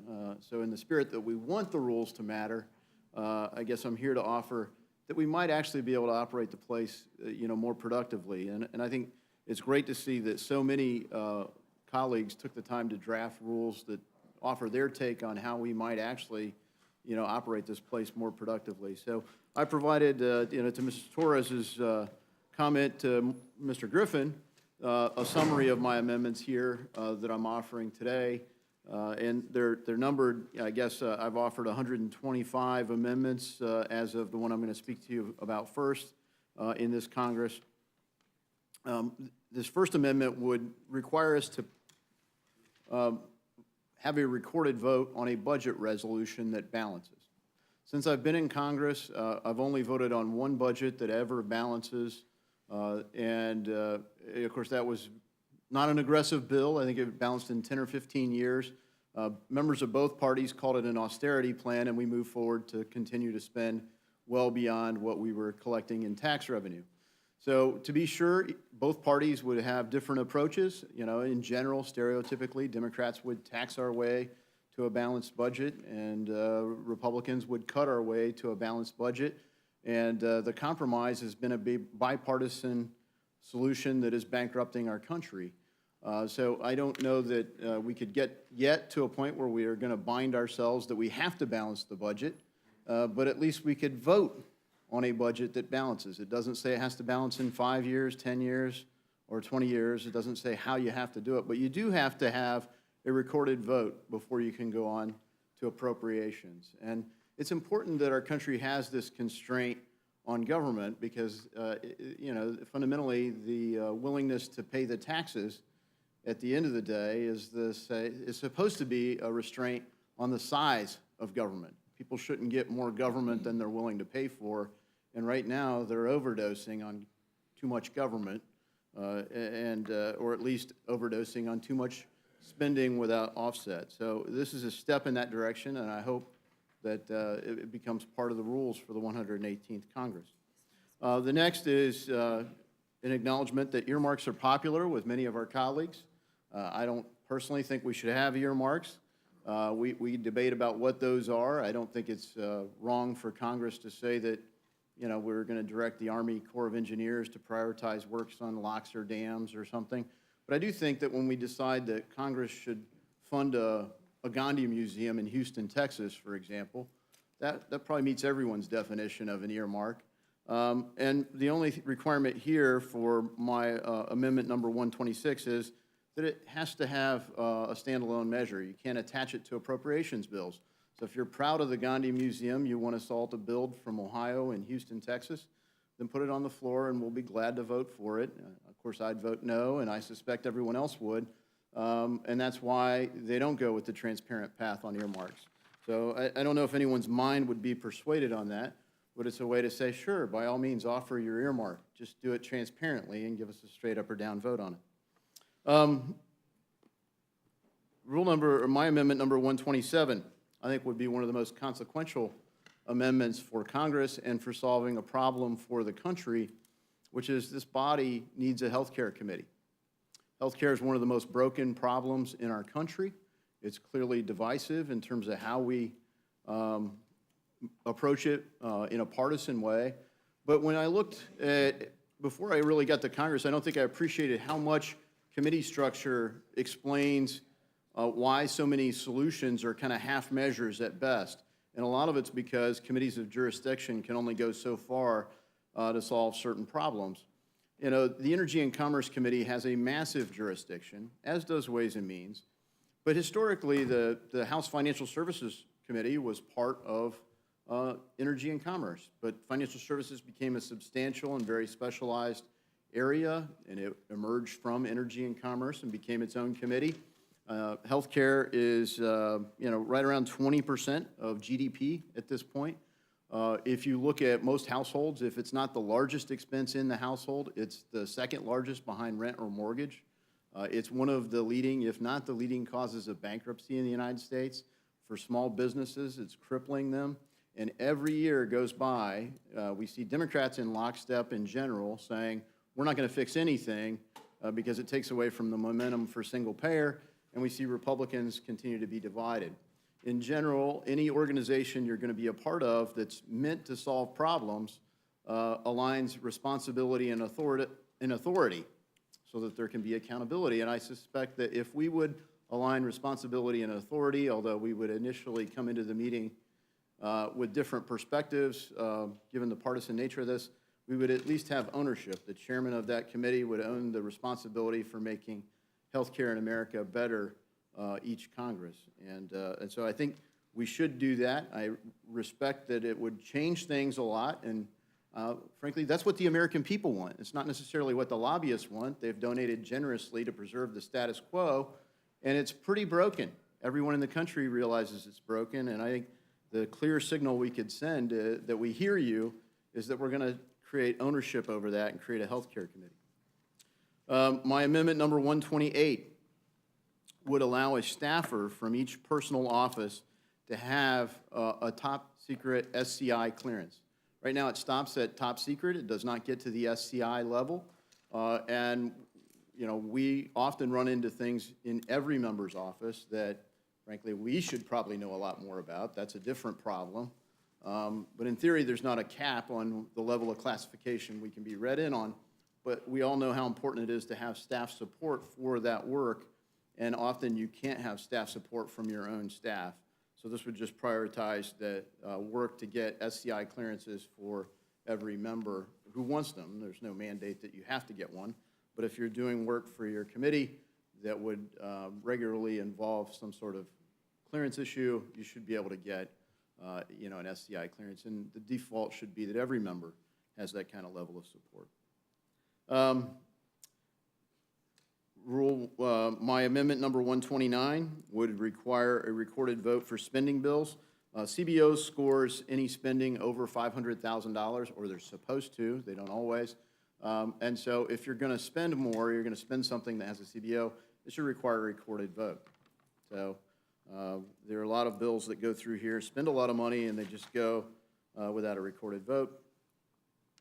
And then I think the last amendment that I've got doesn't have an amendment number, and it's called the CBO Show Your Work Act, because it doesn't amend the rules, it just incorporates a bill that I've had into the rules.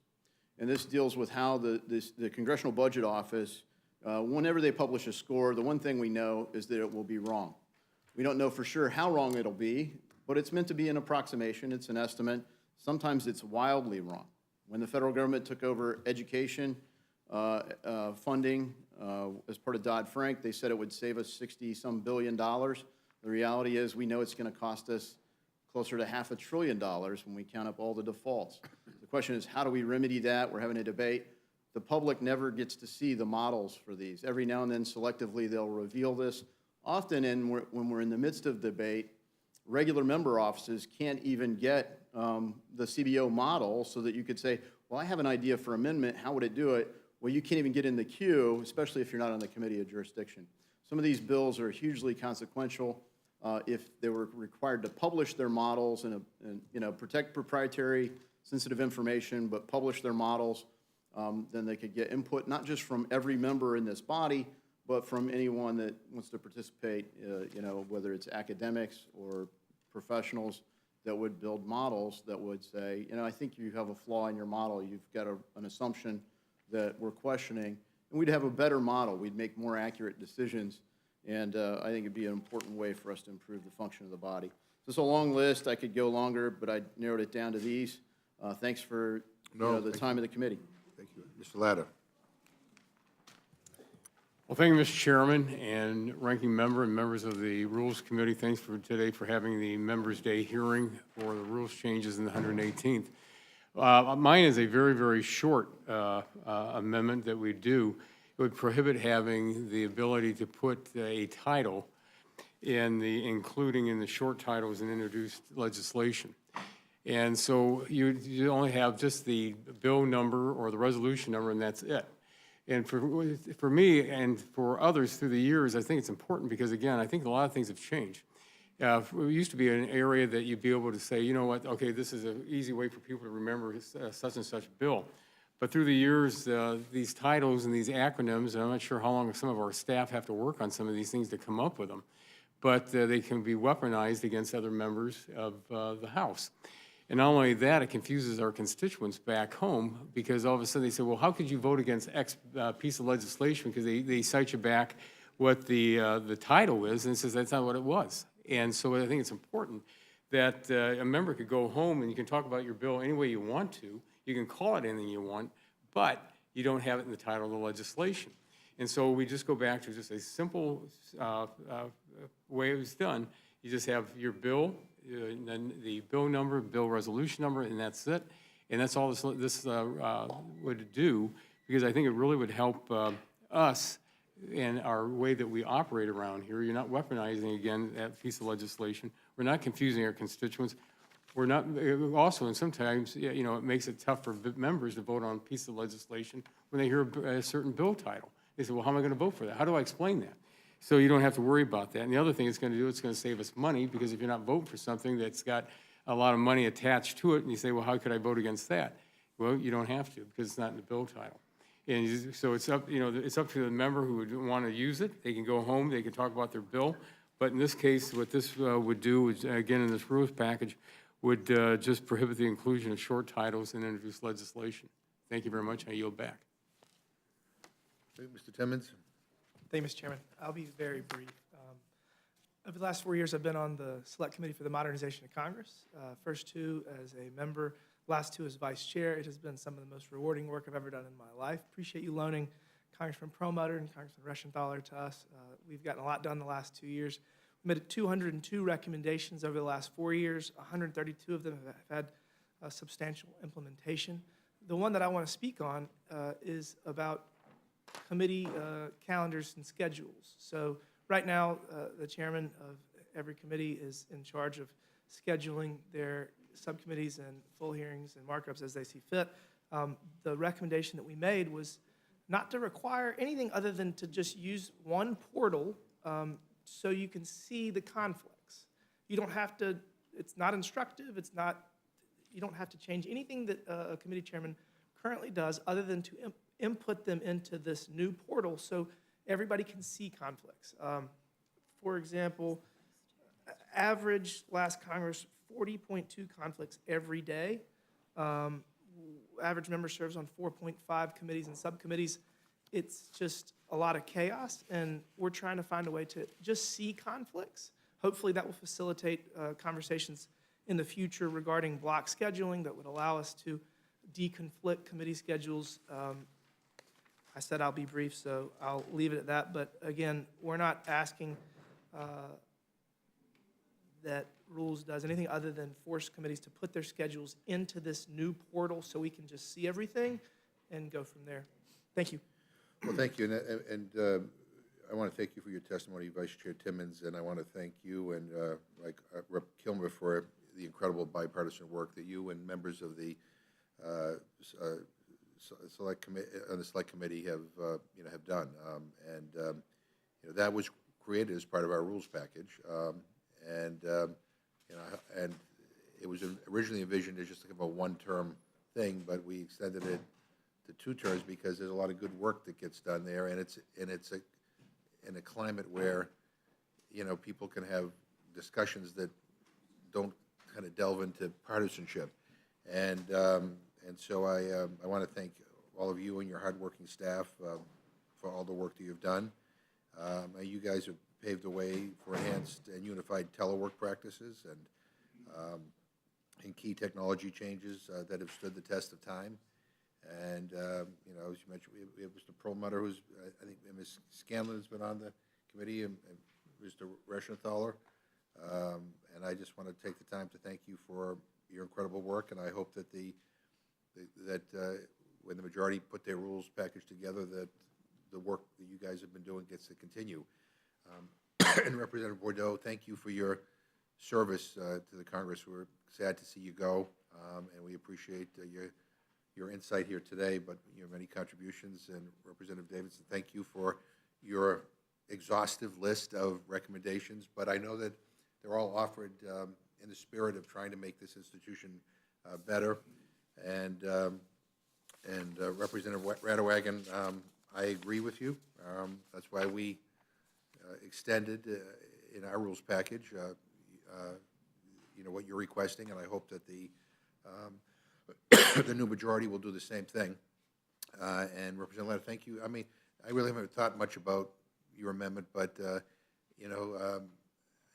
remember being in the minority, and some of the titles that the Republicans came up with for their bills, I didn't think were necessarily accurate of what we were voting on, but nonetheless were, kind of to the average person, who's not paying attention to the substance of the bill, but just the title. Sometimes it's difficult to explain.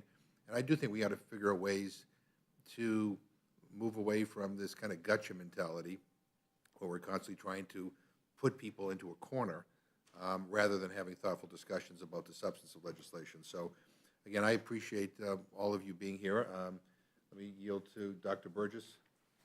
Thank you, Mr. Chairman. I want to thank all of our witnesses. Very thoughtful suggestions you've brought forward. Mr. Timmons, I'm particularly intrigued by your deconflicting strategy. Fundamentally opposed to cloning, but there have been several occasions where I feel like I have to clone myself to be in 2 subcommittee hearings and a rules hearing at the same time. I don't know how it would work as a practical matter. Someone would have to pay attention to it, and I don't know, that may be a bridge too far, but I'm intrigued that you've at least given it some thought and tried to give us a practical, workable solution. Do you have any ideas to how it would actually be enforced? So right now, the CAO and the clerk's office are working they have a number of requests for proposals out to give us the actual, it's essentially an app. And once the portal is created, it would create a common calendar that all the committees would have to put their information into, so you could just see. And ideally, eventually, we would get to the point where we would have, like middle schools do, block scheduling, where certain committees meet during certain times. Unfortunately, rules is never going to be perfect. We're never going to be able to dictate. It's just not going to work. But the rest of the committees can make serious strides. My big thing is evidence-based policymaking in a collaborative manner from a position of mutual respect. That's what we're supposed to be doing. We don't do that because we never actually go back and forth. 4 years in Congress, I've gone back and forth once, and that's with Perlmutter in a subcommittee hearing for financial institutions on financial services. And that was one time in 4 years. And we had a great experience, and we learned a lot, but we sat there for 2 hours. I've only been in one committee hearing for 2 hours, and it was that one, because I have to go all these different places. So just putting it all in one place is step one. And once we see all the different conflicts, sometimes I would imagine a committee chair would say, oh, well, it looks like 3/4 of my committee has a conflict right now, and it looks like we're better up here. We could just do that. Maybe that happens, maybe it doesn't. But if we get everything into one portal, we can then create possibly an algorithm or possibly block scheduling that will help deconflict. That's the idea, and I just think this is the first step in exploring it. I think we all want to be in our committee hearings. This is just the first step in the right direction. Well, thank you for that, and I'm reminded of when I first got here, the Rules Committee, I think, met at 11 o'clock at night, which probably wouldn't be a step forward in this. How lucky you are you have me. Yes. Right. And Mr. Davidson, the Show Your Work amendment on the CBO, perhaps as a corollary to that, and one of the things I've learned over the years, the answer you get depends upon how you ask the question. And it took me a long time to learn that, in many meetings with the CBO, to figure out the inner workings of their process. So you're right, I think it could be a great deal more transparent, and members would actually get factual information that they could actually use. And that, I think, would be a step in that direction. So thank you for bringing that forward. I'll yield back, Mr. Chairman. And let me just say, I think another way that would make committee work easier is if we didn't call for roll call votes on every single non-controversial bill. And I hope that we don't follow the example that has been made by some people in this current session, because the bottom line is that it interferes with committee work. And committee work is some of the most important work that gets done around here. It's not what always happens on the floor, it's what happens in committee. Who am I? Mr. Perlmutter. Thanks, Mr. Chair, and I want to thank the panelists for your testimony. I serve on a lot of committees with all of you. We've got 5 members of the Modernization of Congress Committee in the room right now, and one of the things that did come up constantly was scheduling conflicts, and so I know that's why you highlighted that, but there are probably another dozen suggestions from our committee in the rules change requests that have been made. I mean, everything, Mr. Davidson and I agree on a lot of different things. We disagree on some things, and one of the main points you brought up was the scope of health care on our budget, on our issues that we face here in the Congress, and whether or not, you know, there should be something just dedicated to that. In my opinion, I think you're right, because it takes up so much time and space and cost from a federal perspective, but in everybody's lives. So I just appreciate the suggestions that have been made. Mr. Latta and I differ on some questions concerning compensation, which I wish were in these suggestions that were made to the Rules Committee as to housing allowances and per diems, and whether or not we have a dual duty station, which is something that only Congress faces, and for those of you that don't understand what dual duty station means, I didn't know what it meant until it was explained to us in our committee. And in Congress, unlike any place else in the federal government or in the military, where you live is your primary duty station. And if you go outside of that, you're entitled to per diem, except with respect to Congress, where we have a dual duty station. It can make some sense, but not really. It says you have two primary duty stations, your home and Washington. Therefore, you're not entitled to a per diem. But obviously, it gets expensive over the years, maintaining two homes, especially one of them being here in Washington, D.C. So I appreciate all of the suggestions that have been delivered to the Rules Committee from the Select Committee. I wish we would have seen a little more on the compensation for members, but we have, I think, till Christmas. I don't know, when are we supposed to get out of here? The 16th, but probably more like Christmas? Yeah, January 2nd. To work on, January 2nd, okay. To work on some compensation matters that I think would benefit the institution. And with that, I yield back. Thank you, Mr. Reschenthaler. Thank you, Mr. Chairman. I just want the record to reflect that that's actually my favorite flavor of polar water. Oh. So Christmas is coming, not so It's subtle. it's actually made in Worcester, Massachusetts, where I come from. Yeah. You got to have some fun. And Mr. Perlmutter, for the third time today, I'm going to associate myself with your remarks. Well said, my friend. Mr. Timmons, I just want to, just a quick anecdote. I don't know if you remember this, but real early when we got to Congress, you got really frustrated on the floor and you just threw your hands up and like, we got to fix this. And I think it's amazing that 4 years later, you've actually fixed a lot of the things that you were complaining about within literally the first 2 or 3 weeks of us being here. So not everybody can say that. So congrats to you and everything you did on ModCom. It's been an honor to serve with you on that committee. Mr. Lotta, love your idea about the naming. Incredible idea. Mr. Davidson, we're just not going to agree on earmarks, but I don't want to belabor the point. So with that, I'm going to yield back. All right. Mr. Morelli. Thank you, Mr. Chairman. I actually want to also associate myself again with Mr. Perlmutter. You know, I have the benefit of being an empty nester, and in terms of financial compensation, it's really not an issue here. But I think for younger members with small families, small children, particularly those who are traveling all across the country, I think the lack of congressional will to have a cost of living adjustment or somehow to compensate members for costs. I know this is not very popular.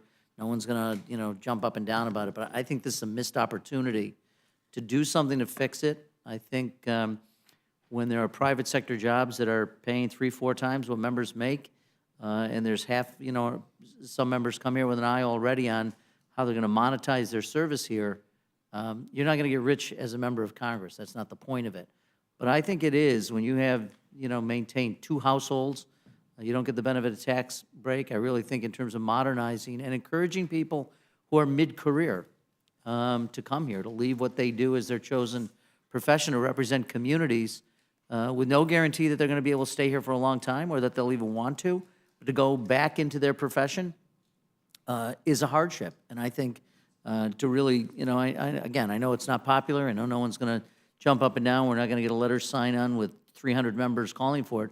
But I just think we are going to make it harder and harder to attract talented people to come to Congress if you're not willing to compensate people for something that's not in what they would make in the private sector, but it's commensurate with other federal officials, federal judges and others who make significantly more. And I don't think it's, I think this is a missed opportunity.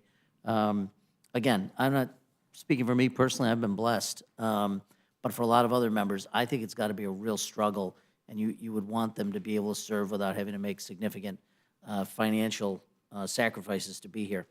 As it relates to the amendments, again, I want to thank people for their thoughtfulness about what they bring here. Mr. Timmons and Mr. Kilmer and the committee have done, I think, a really solid job. I may not agree with all of the amendments and all of the thoughts, but I think it's really thoughtful about how to move us forward. I also wanted to commend the idea of having the healthcare committee. I think that, you know, healthcare has now become such an important part of the American economy.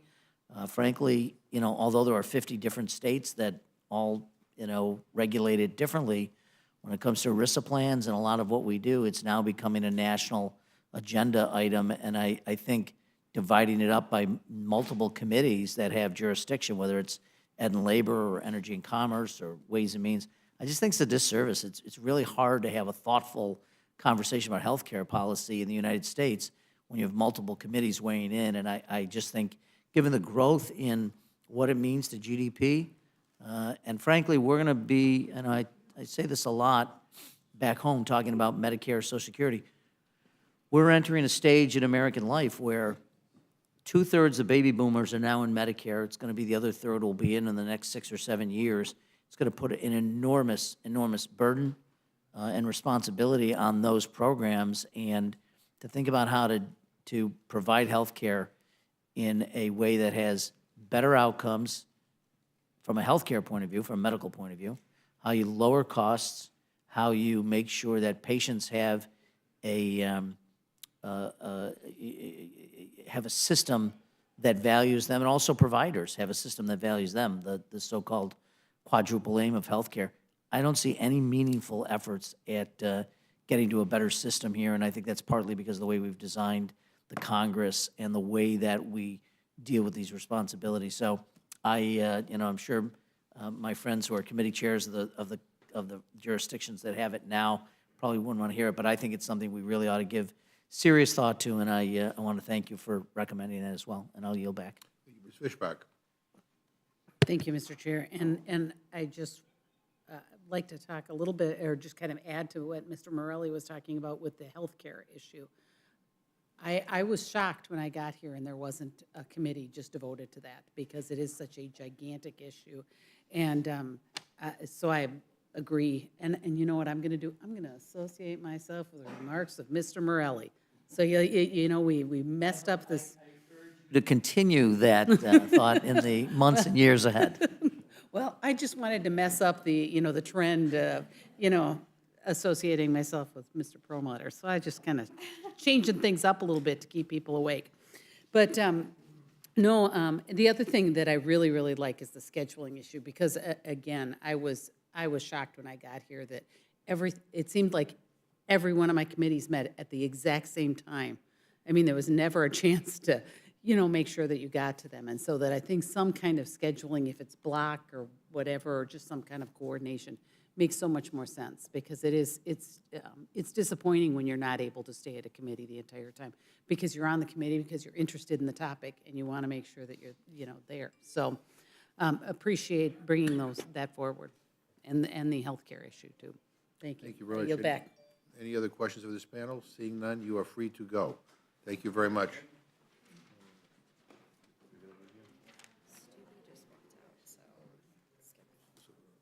So Representative Kamak, Representative Massey, Representative Joyce.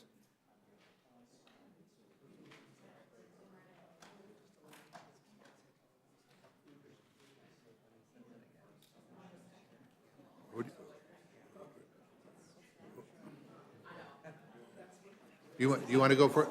Do you want to go first? Okay. All right. So how about you want to go, Mr. Joyce? Why don't we go first? Okay. You know, people are coming and going. I'm having a tough time keeping track of everybody. Thanks.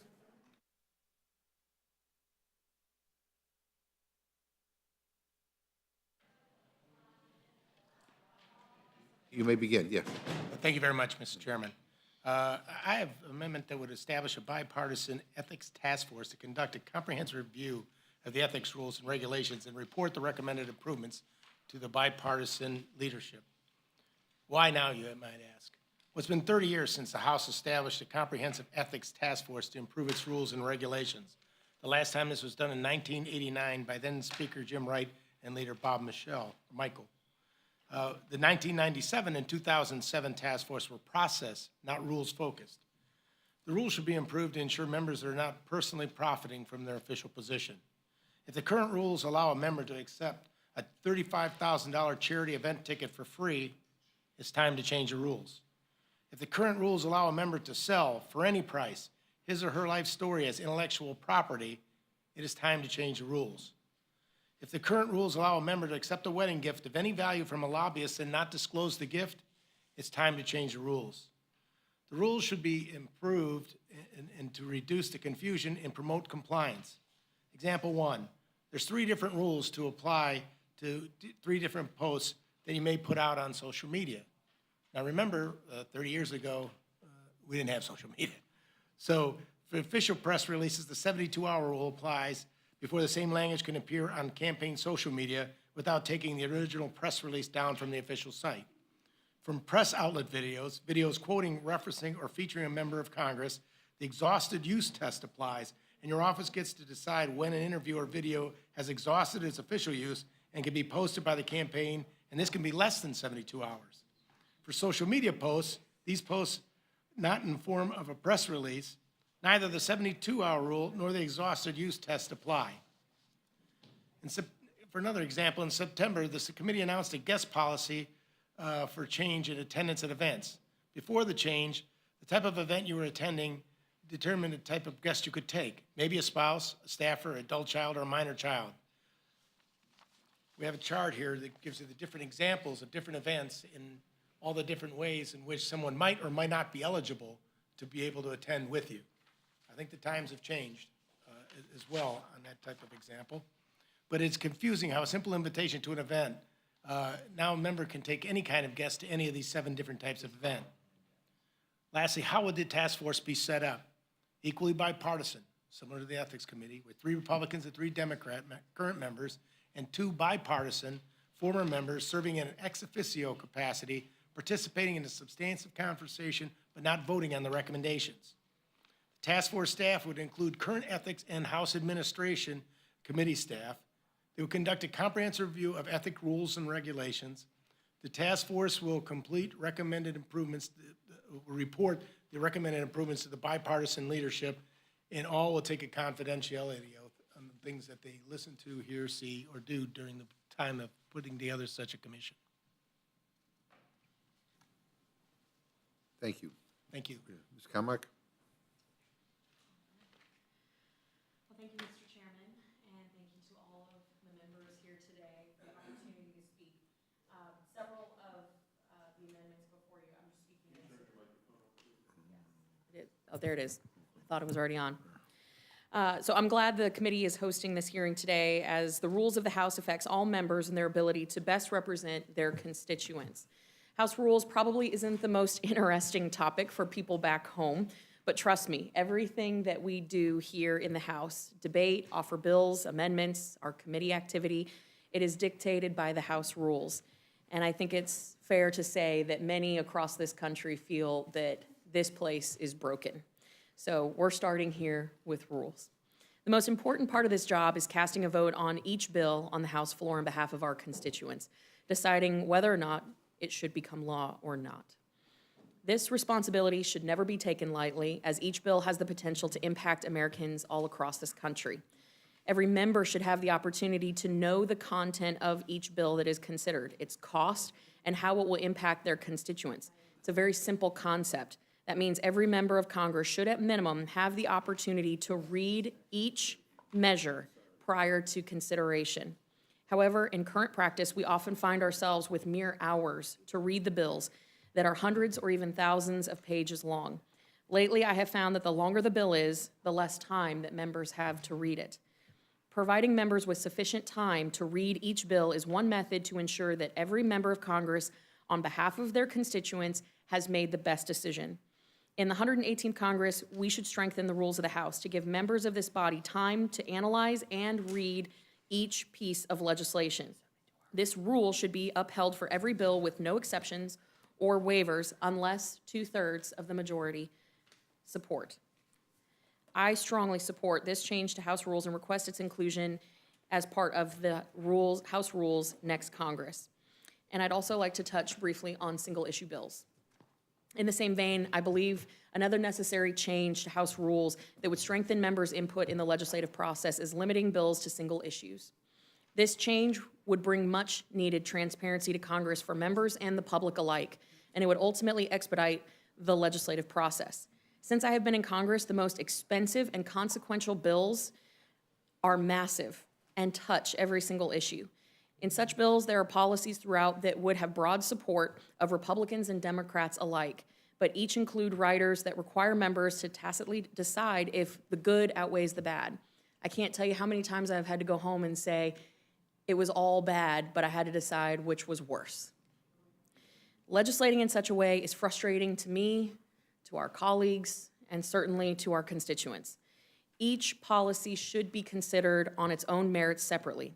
The House Rules Committee should require that every bill be single issue, focusing on one subject at a time. In doing so, members can easily discern the policy being considered and cast their vote. And on a personal note, I would say that I probably wouldn't be here in Congress today had it not been for a program created through one of these massive bills that was rushed through on the House floor. In 2008, the Home Affordable Modification Program, as many of you know it, HAMP, was included in a bill that was hundreds of pages long and modified numerous federal policies. This program was a disaster and ultimately cost millions of homeowners across the country their homes. However, this provision, like every provision we vote on in Congress, should have been considered on its own merits. And legislators should have had the opportunity to debate this program, but they didn't. The American people deserve representatives who have the opportunity to read, debate, and consider each policy on its merits. And had this been the case for the HAMP program, it is possible that my family, along with the 6 million other families across the country, we might not have lost our homes. Again, I believe that single-issue bills will bring much-needed transparency to the legislative process and restore the broken trust in this institution. I encourage the committee to include this change in the 118th rules of the House. Thank you again for the opportunity to speak on these recommendations today. And I would also like to associate myself with the comments that Representative Massey is about to deliver. So thank you. Boy, that's a good license. Yeah. Yeah. Well, I'm going to change the topic of what I was going to speak. Yeah, I don't even know what you're going to say, That's but dangerous. We're living dangerously. Ms. Massey. I do want to associate myself with the remarks that Ms. Kamek made, because we sat down here and realized that we were making the same proposal. It must mean it's a great proposal to change the rules. The American people, this proposal is for the American people. I haven't found a single American who disagrees with this proposal. In fact, I'm a little bit embarrassed at how modest it is. Because back home, they're going to say, that doesn't go far enough. Yet here, I'm afraid it's going to seem radical and take a lot of work to convince people to adopt it. But it would increase the integrity of this House, and the work product would be better that comes out of it. My amendment is simple. We have a lot of rules here, very good rules. I just think we should follow one of these rules more frequently. And so what my amendment would do is require a 2/3 vote of the full House to waive the current 72-hour rule that gives us 72 hours to read the bill. Now, a little bit of history on the 72-hour rule. It used to be a 3-day rule under Republicans. And I would guess a lot of the reasons you were here at 11 o'clock at night is the text of the bill was not available until 11:50 on the first day, but the parliamentarian said that counts as a day in our 3-day rule. And so we could shorten it. And then on the third day, we would vote in the morning. And so you could collapse the 3-day rule into maybe a 30-hour rule. The Democrats, I have to give you credit. Thank you. I will probably never do this again. But you changed it from a 3-day rule, which we cheated on all the time, into a 72-hour rule, which required an honest-to-goodness 3 days, 72 hours between when the text was available and when we voted on it. And I was a little bit incredulous at the time because it seemed like such a good change to me, something I had advocated for a long time. But it wasn't but a few weeks until that rule got suspended, and then regularly has been suspended for 4 years. And so I think if we put this 2/3 requirement in before suspending that rule, that will help things. The 2/3 requirement on the 72-hour rule would include floor votes on bills that go through regular order, floor votes on bills that bypass committees and go directly to the floor, and conference reports as well. I had a chairman of a committee that I served on once, and he committed candor, so I won't give you his name. He might be prosecuted for candor. That's a sin in Washington, D.C. He had a bill ready right before August recess, and we asked if we could, members of the committee asked if we could get a little peek at that bill because we were going to vote on it when we came back from August recess. And he said, legislation is like roadkill. The more it sits out, the more it gets picked apart. And so we didn't get to see the bill until we came back from August recess. He was being honest. Now, that's the view from inside of Congress. I don't know why a chairman would call his own bill roadkill, but what he's saying, what he's conceding is that when you open a bill up to public scrutiny, the bad things in it will be found. And I'm under no illusion that if you give us 3 months to read a bill, that all of our colleagues will read the bills. I mean, you all are on the Rules Committee. You're probably the most informed of any of the members of Congress because you have to read the bill and know the bill to write the rules for it. But our colleagues aren't going to read all these bills, but their constituents, if we give them 3 days, 72 hours, the bill text goes up, the media can report on it, and then by the third day, we have that vote, and there's a chance to get this feedback mechanism going that is so important in a republic like ours, or democracy, whatever you want to call it, representative democracy. So this is what I'm proposing, and in the spirit of my proposal, I'm giving you a full month to review it before we have to vote on it.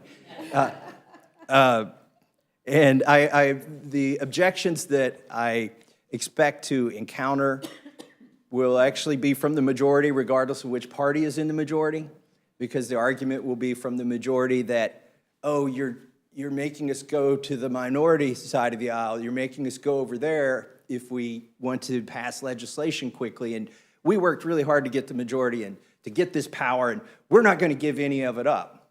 But I would suggest to the majority that if we take the high road, America will be better off, the institution will be better off, and we'll produce better legislation, and we can set an example.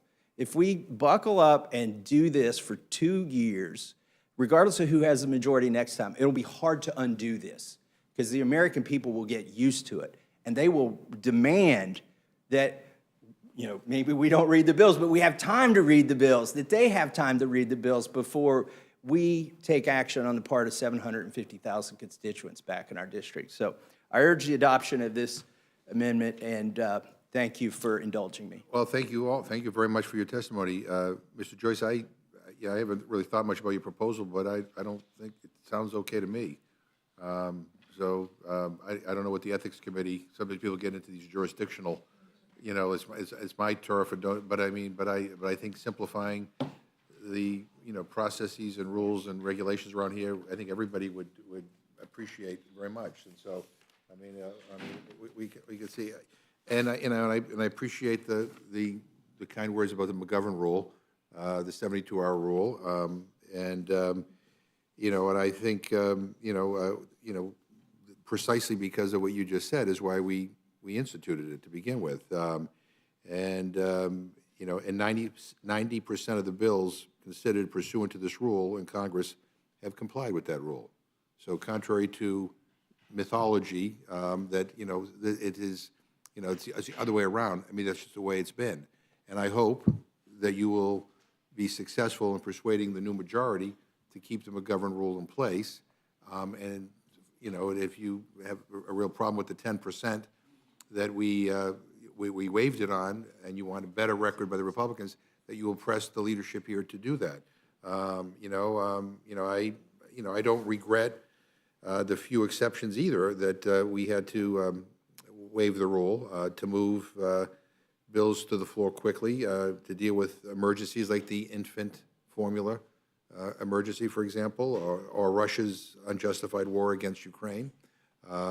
And as I've said many times before, there are also some bills that you know, no one needs that long of a time to review, but providing a few extra days to resolve any disputes or to answer any questions, I think is important.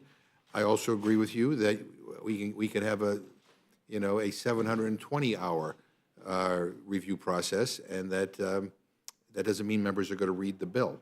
I don't know whether you have read the bills that we brought up before the Rules Committee today for consideration this week, but they've been available for over 72 hours. I'm willing to guess that you haven't, but that's okay. So again, we have I hope that the new majority will keep the McGovern rule in place. If, 90% is like an A, right? A minus. You want an A plus, then that's something you ought to strive toward. And I hope that we can, and I'm happy to be supportive of that. Yeah. If I may, in the 10% where you had to subvert or short circuit the 72-hour process, I think there are cases in there where you may have had 2/3 of the vote, and this wouldn't have been a hindrance. I think on most of the Ukraine votes, it got 2/3. And not, and maybe, and these guys will have to weigh that and decide whether, that's the right thing to do. I'm not here to speak against that. But I'm just simply saying that we have tried to change this so that members have more time, because you were right. Previously it was 3 days, and you could count at 11:59 p.m. as one day. And then you could vote on it at 3 in the morning on the third day. And so no one has time to look at this stuff. I just will also say, and this is not necessarily a rules change, but it is a cultural change or an attitude change, is that, I don't think that every single bill has to have a roll call vote. There are some bills that we know are going to pass 435 to nothing, non-controversial post office bills, or something that is, it's not terribly earth-shattering. Sometimes it's like less than a paragraph. And yet to demand votes on everything cuts into committee work time, and a lot of the best, most important work that is done here is done in committee. And it creates this kind of hostile attitude. And by the way, I say that not just as a Democrat who have been subjected to endless roll call votes by some of my Republican friends, but I know a lot of Republican members who come to me and say, why don't you fix that in the Rules Committee? Because they too want to spend their time debating important legislation in committee. And so, I think if everybody has the attitude of that our job here is to govern, is to get stuff done, and sometimes disagree when we don't agree on things, but just move the process forward, I think things could be a lot better here. But, anyway, but I appreciate everybody being here, and I appreciate your recommendations. I look forward to this rules package being put together. I'll say one thing that I did, when I was first became the chair, is I went around to all the different caucuses, not only talking to Democrats, but also to a lot of Republicans, and solicited their input. And we actually had a bipartisan vote. We had a few Republicans actually vote for the rules package when we first passed it, which is unprecedented. We had some stuff in there like the consensus rule to bring bills to the floor. Someone suggested that we ought to modify that so that it's revenue neutral. That's something we ought to talk about. Or so we have an offset on big spending bills. This modernization committee, the Committee on Diversity and Inclusion, all those things kind of came out of discussions I had with people on both sides of the aisle. And so I hope that the process in the next few weeks, follows, that example. I'm not saying we did everything perfectly. I'm not saying that, there were things that I would have liked in our rules packages that couldn't sell to everybody. But again, you're being here, you're presenting these ideas, I think is very constructive. So, Dr. Burgess. Thank you, Mr. Chairman. I want to thank our witnesses for sharing their valuable ideas with us. And Mr. Chairman, I want to ask unanimous consent to insert statements from Representatives Boebert and Stube Without into the objection. record on their rules suggestions, and I'll yield back. Yeah, and let me ask unanimous consent to insert into the record statements from Representative Jackson Lee and Chairman Grijalva. Chairman Grijalva's statement is in support of remote committee proceedings, which I want to state for the record. I have heard from several members that remote proceedings in committees have been helpful in obtaining witness testimony without the worry of travel or cost to the taxpayer. So without objection, Mr. Torres. Mr. Reschenthal. Mr. Perlmutter. Just a couple comments. So, Mr. Joyce, on your ethics review, absolutely agree. I think we're up to 600, 700 pages of ethics provisions. And there are some things that are going to be needed, and there are going to be some things that I think this commission or this group will find are redundant or confusing, need to be cleaned up. And so absolutely agree with that. Ms. Kamick, the thing I wanted to say to you and Mr. Massey, so in any Congress, probably the two most important votes you make are one for the speaker and two for the rules package. Because the rule, and in this last Congress, for me, the three most consequential votes I've ever taken in my life, and I voted on a lot of things, the speaker, the rules package, and the certification of the presidency of that. And the reason being, and I think, our experience, you all are going to want to do this differently, I imagine, but you should learn from our experience. With a very tight majority, those rules are particularly important. And for us, the ability to operate during COVID by taking advantage of technology, and I know that you're probably going to reject any kind of proxy voting or remote voting, even for committees. You ought to think twice, especially about the remote voting and the ability to use witnesses remotely. It just allows you to conduct business around here in a way that's in the 21st century and not in the 18th century. And so the 72-hour piece is really, important, but on the other hand, I'm going to tell you, you're going to have some emergencies where that's not going to be available. To your point, then 2/3 of the people ought to be able to move something forward. So I appreciated all your comments, but particularly every Congress needs to really understand their rules package, because outside of the election of the speaker, it is the most important vote you're going to take. And with that, I'll yield back. Ms. Fishbach. All set? Mr. Morelli. I do. I just have a couple of thoughts. First, I agree with you, Mr. Joyce.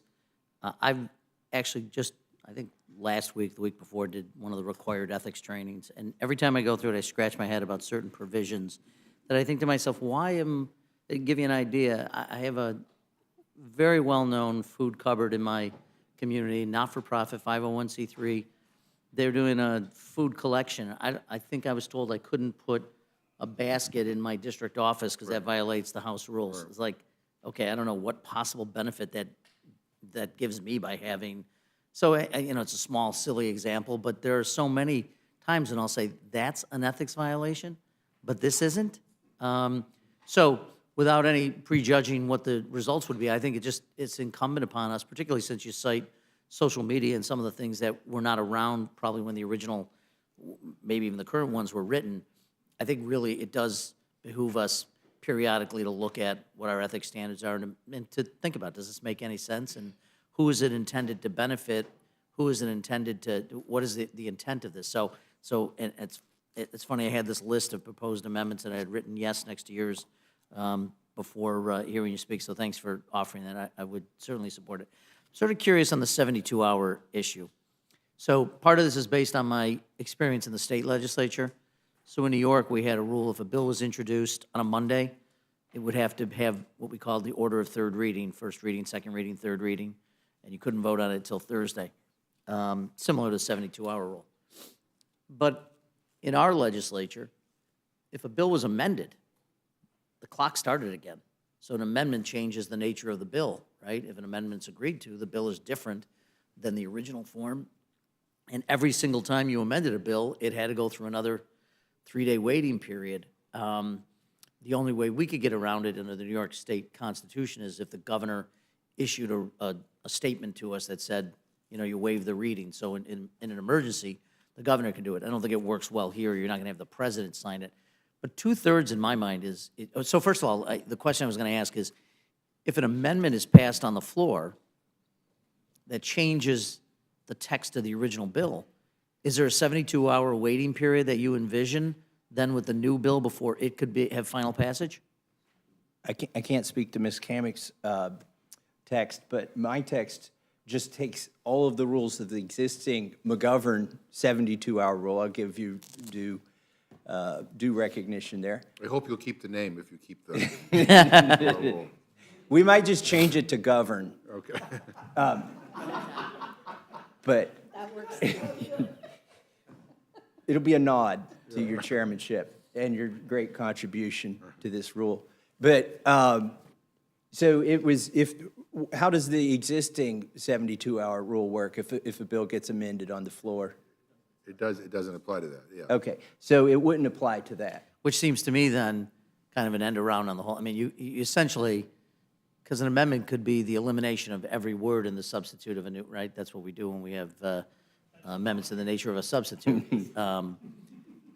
So it's not foolproof because you change effectively by amending the bill. You could change the nature of it. But You're already looking for a workaround.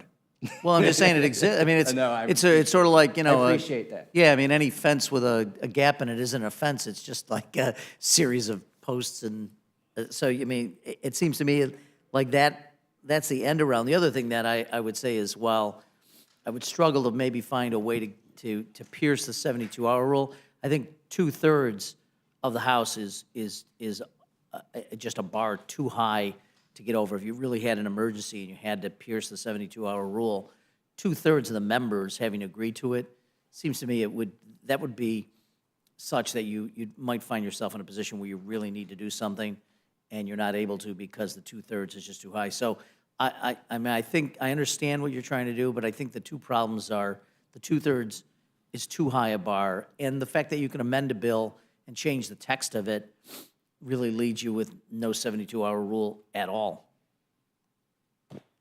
I don't know if you want to respond to that or just acknowledge that I'm right on the second one. Oh, bless your heart. That's what we say in the South. I know, that's my friend Louise Slaughter used to say, bless you. Well, no, and to the point about the 72-hour rule, I know that there's other proposals on the table that go further than the 72 hours. There's, you know, the 3 business days. You have the 72 hours as a whole. You have even less.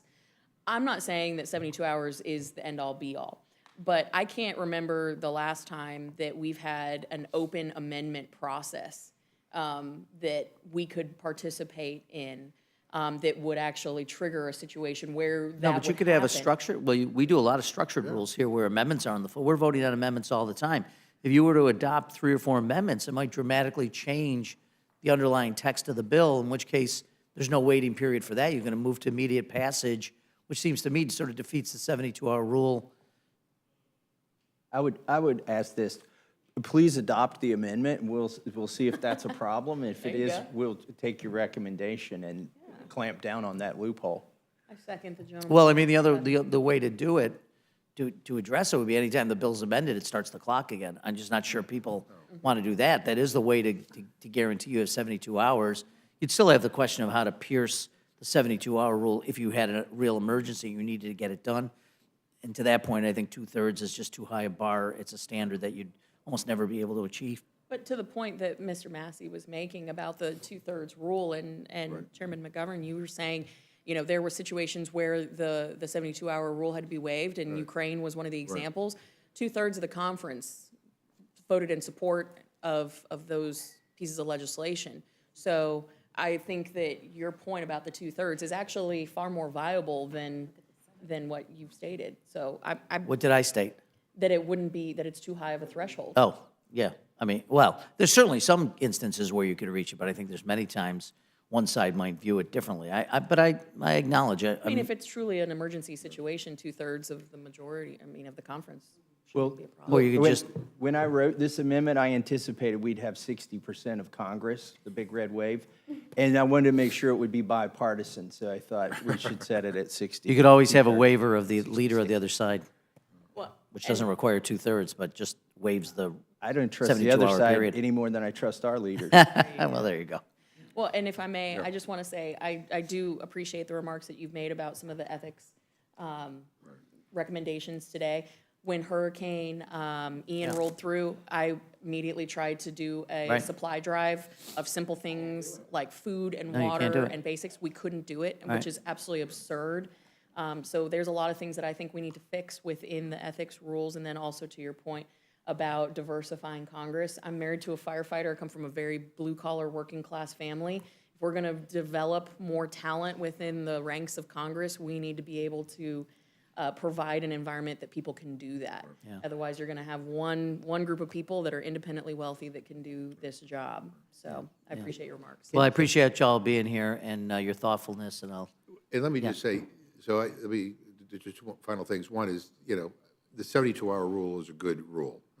You know, and to the extent that, you know, it needs to be waived, it should be sparingly and for emergencies. And if you guys decide that you want a vote to be able to waive it, that's up to you. But the idea of giving people really not, you know, 3 days in, you know, midnight, 11:59, that's one day, you know, and the next day, and then, you know, 1 a.m. in the morning, and that's your 3 days. That doesn't work. It should be, it should be 72 hours. And I, and I, you know, and you know, like, for example, the rail bill that we're dealing with today, where no matter where you stand, I mean, we don't like where we are, but it is an emergency. I mean, you know, so, I mean, there's an example. I don't know whether we get 2/3 to be able to, you know, to bring it to the floor earlier, but whatever. But putting that aside, let me just say one other thing. A number of people have talked about these single-issue bills, bringing bills to the floor that are just on one particular topic. My experience here is that life is complicated, and if you really want to solve a problem, sometimes it doesn't fit into this neat little silo. You know, I do a lot of work on food insecurity and hunger. Right, I'm on the Agriculture Committee, right? But to solve that problem is not just SNAP, it's not just our food and nutrition programs, it's other things too. And, you know, it's housing, it's whether people have a job, whether people get paid a decent wage. So sometimes these issues intersect with a whole bunch of other issues. The Farm Bill in and of itself is, you can't really say that's just one topic. It covers a whole range of things. Right. Not just aid to our farmers, but it covers our food and nutrition programs. It covers a whole bunch of stuff. So I get this idea that, you know, people want to kind of simplify things and make things easier to digest, you know, for people who may be watching. But if you really want to solve some of these problems, sometimes it requires bringing in other topics. Again, not to confuse things, but to, you know, to actually effectively legislate and get something done. I mean, otherwise you're talking about, you know, doing 9 different bills for what you could do one bill for. So as you figure out with your leadership how you narrow down these topics, I mean, I think we need to be cognizant of the fact that, you know, solving problems doesn't always fit into one nice, neat little discrete category. It involves a lot of different things. And again, the bills like the Farm Bill is an example. It's multi-topics. And so anyway, anybody else have any? you know, I just 30 want to, I'm seconds sorry, to speak on his amendment. I just want to, I was going to close before I yield, just to say that on the I actually think that the 72-hour and a period of time for members to look through and have ample opportunity, I think it's a great idea. I just wanted to raise a question about how you trigger when you need to pierce it, but I think it's a great idea, and I yield. Sorry. I just want to thank Mr. Joyce for offering his amendment. I think the American public would be appalled if they saw our ethics manual. I mean, it looks like it was written with a typewriter. It's so old, predates the internet.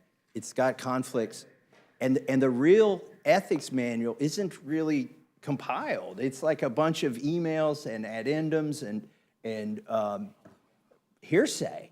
Like, we're operating under hearsay. Somebody needs to take all that, compile it, and do a new ethics manual. And it conflicts with some of the other stuff like House admin. So I would just speak in support of his amendment to update that manual. Mr. Torres had a... Yeah, I just want to say how much I've appreciated this, I wouldn't call it a debate, but this back and forth, everyone using their indoor voice and everybody respecting each other's opinion. And I really hope that, you know, today's meeting of members' input can really set the stage for how we conduct ourselves moving forward. I really appreciated the three of you, or appreciate the three of you being here today and how we have exchanged ideas. Thank you. Any other questions to this panel? Hearing none, you are free to go.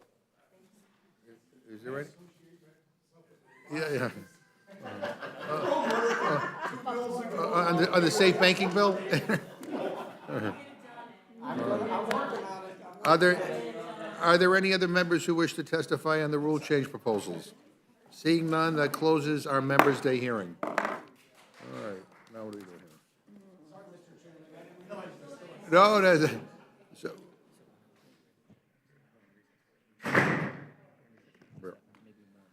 yeah. So without objection, the committee stands in recess subject to call of the chair. We're not quite ready yet, but we will probably meet here before votes. Yeah, like an hour or so. Yeah, that's our hope. Do you have organizational votes at 5?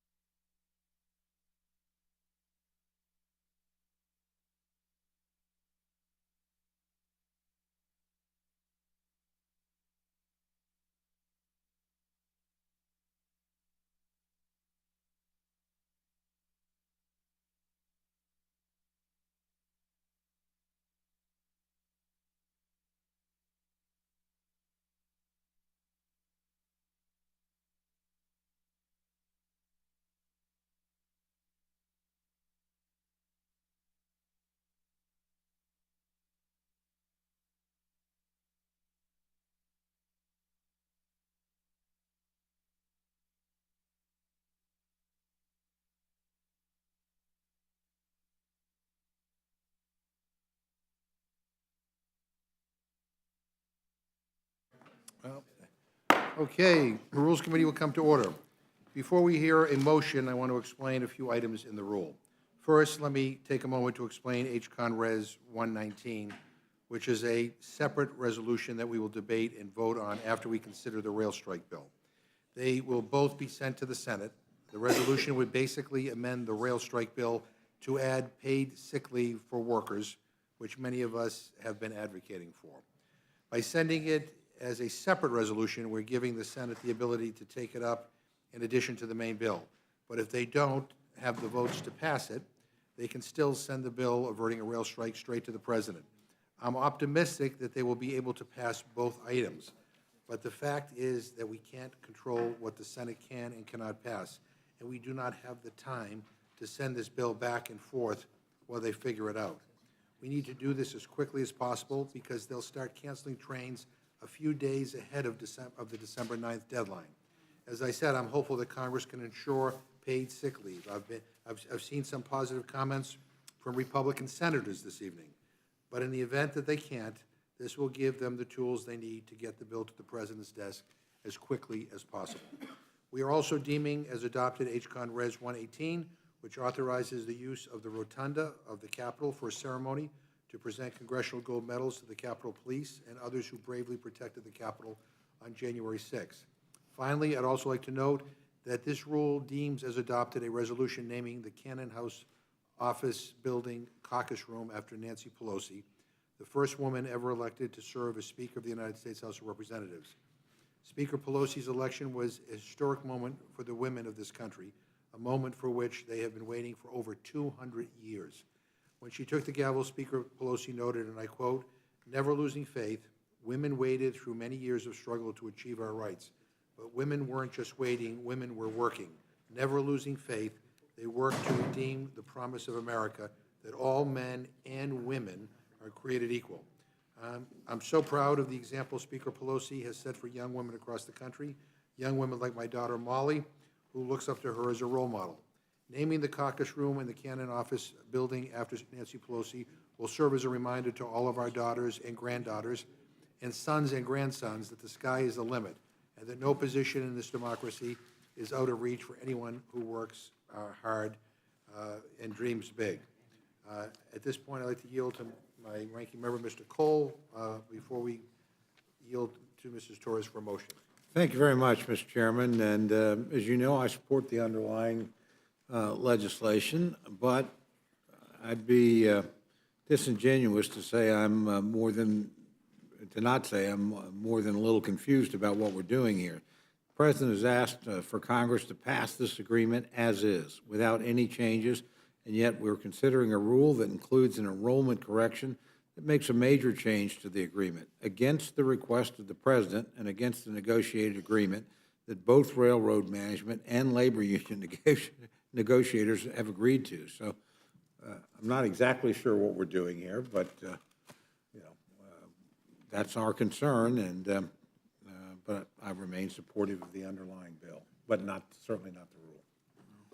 Well, we're not a rubber stamp, and so we're going to proceed, and the Senate can decide what they can and cannot pass. Again, we've heard some promising comments from Republican senators. We'll see what happens. But at this point, the chair will entertain a motion from the distinguished gentlewoman from California, Mrs. Torres. Mr. Chairman, I move the committee grant H.R. 3372, the One Stop Shop Community Reentry Program Act of 2021, a structure rule. The rule provides 1 hour of debate equally divided and controlled by the chair and ranking minority member of the Committee on the Judiciary or their designees. The rule waives all points of order against consideration of the bill. The rule provides that the amendment printed in Part A of the Rules Committee report shall be considered as adopted and the bill as amended shall be considered as read. The rule waives all points of order against provisions in the bill as amended. The rule makes in order the amendment printed in Part B of the Rules Committee report accompanying the resolution. The amendment may be offered only by the member designated in the report, shall be considered as read, shall be debatable for the time specified in the report, equally divided and controlled by the proponent and opponent, shall not be the subject of to amend, shall not be subject to amendment and shall not be subject to a demand for division of the question.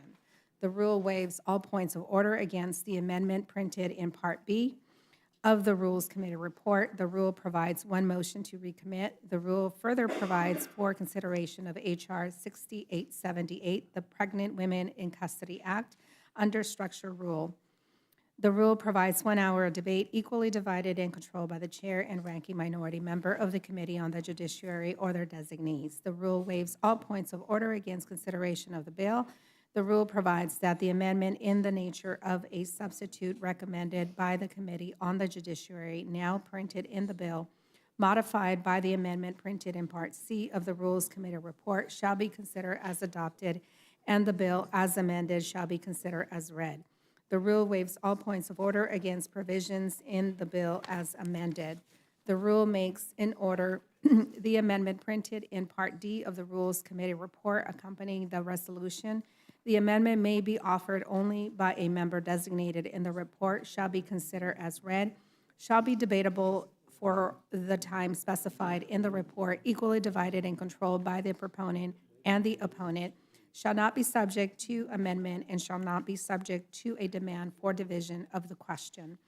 The rule waives all points of order against the amendment printed in Part D of the report. The rule provides one motion to recommit. The rule further provides for consideration of H.R. 8876, the Jackie Walorski Maternal and Child Home Visiting Reauthorization Act of 2022 under a closed rule. The rule provides 1 hour of general debate equally divided and controlled by the chair and ranking minority member of the Committee on Ways and Means or their designees. The rule waives all points of order against consideration of the bill. The rule provides that an amendment in the nature of a substitute consisting of the text of Rules Committee printed 117-69 shall be considered as adopted, and the bill as amended shall be considered as read. The rule waives all points of order against provisions in the bill as amended. The rule provides one motion to recommit. The rule further provides for consideration of H.J. Res. 100 under a closed rule. The rule provides 1 hour of general debate equally divided and controlled by the chair and ranking minority member of the Committee on Transportation and Infrastructure or their designees. The rule waives all points of order against consideration of the joint resolution. The rule provides that the joint resolution shall be considered as read. The rule waives all points of order against provisions in the joint resolution. The rule provides one motion to recommit. The rule provides that at any time through the legislative day of December 2nd, the Speaker may entertain motions offered by the majority leader or a designee that the House suspend the rules with respect to multiple measures that were the object of motions to suspend the rules on the legislative day of November 29th, November 30th, December 1, or December 2, on which the yeas and nays were ordered and further proceedings postponed. The chair shall put the question on any such motion without debate or intervening motion, and the ordering of the yeas and nays on postponed motions to suspend the rules with respect to such measures is vacated. The rule provides that proceedings may be postponed through December 2nd on measures that were the object of motions to suspend the rules on the legislative day of November 29th, and on which the yeas and nays were ordered. The rule provides that House Resolution 1495 is hereby adopted. The rule provides that House Concurrent Resolution 118 is hereby adopted. The rule provides that during the remainder of the 117th Congress, it shall not be in order to offer a motion under Clause 7C of Rule 22 with respect to H.R. 4521. The rule further provides for consideration of H. Con. Res. 119, providing for a correction in the enrollment of H.J. Res. 100 under a closed rule. The rule provides 10 minutes of general debate equally divided and controlled by the chair and ranking minority member of the Committee on Transportation and Infrastructure or their designees. The rule waives all points of order against consideration of the concurrent resolution. The rule provides that the concurrent resolution shall be considered as read. And finally, the rule waives all points of order against provisions in the concurrent resolution. Thank the gentlewoman for her excellent reading of that rule. And you've heard the motion from the gentlewoman from California. Is there any amendment or discussion? Hearing none, the vote is on the motion from the gentlewoman from California. All those in favor say aye. Aye. All those opposed say no. No. In the opinion of the chair, the ayes have it. Mr. Chairman, on that, we would request The the yeas and nays. recorded vote has been requested. The clerk will call the roll. Mrs. Torres. Mrs. Torres, aye. Mr. Perlmutter. Mr. Perlmutter, aye. Mr. Raskin. Mr. Raskin, aye. Ms. Scanlon. Ms. Scanlon, aye. Mr. Morelli. Mr. Morelli, aye. Mr. DeSaulnier. Aye. Mr. DeSaulnier, aye. Ms. Ross. Aye. Ms. Ross, aye. Mr. Neguse. Mr. Cole. No. Mr. Cole, no. Mr. Burgess. Mr. Burgess, no. Mr. Rushenthaler. Mr. Rushenthaler, no. Mrs. Fishbach. Mrs. Fishbach, no. Mr. Chairman. Aye. Mr. Chairman, aye. Clerk, report the total. 8 yeas, 4 nays. Motion is agreed to. And I will carry it for the Democrats. And the distinguished lady from Minnesota, Ms. Fishbach, will carry for Republicans. Thank you all very much. I appreciate your patience, and the Rules Committee is adjourned.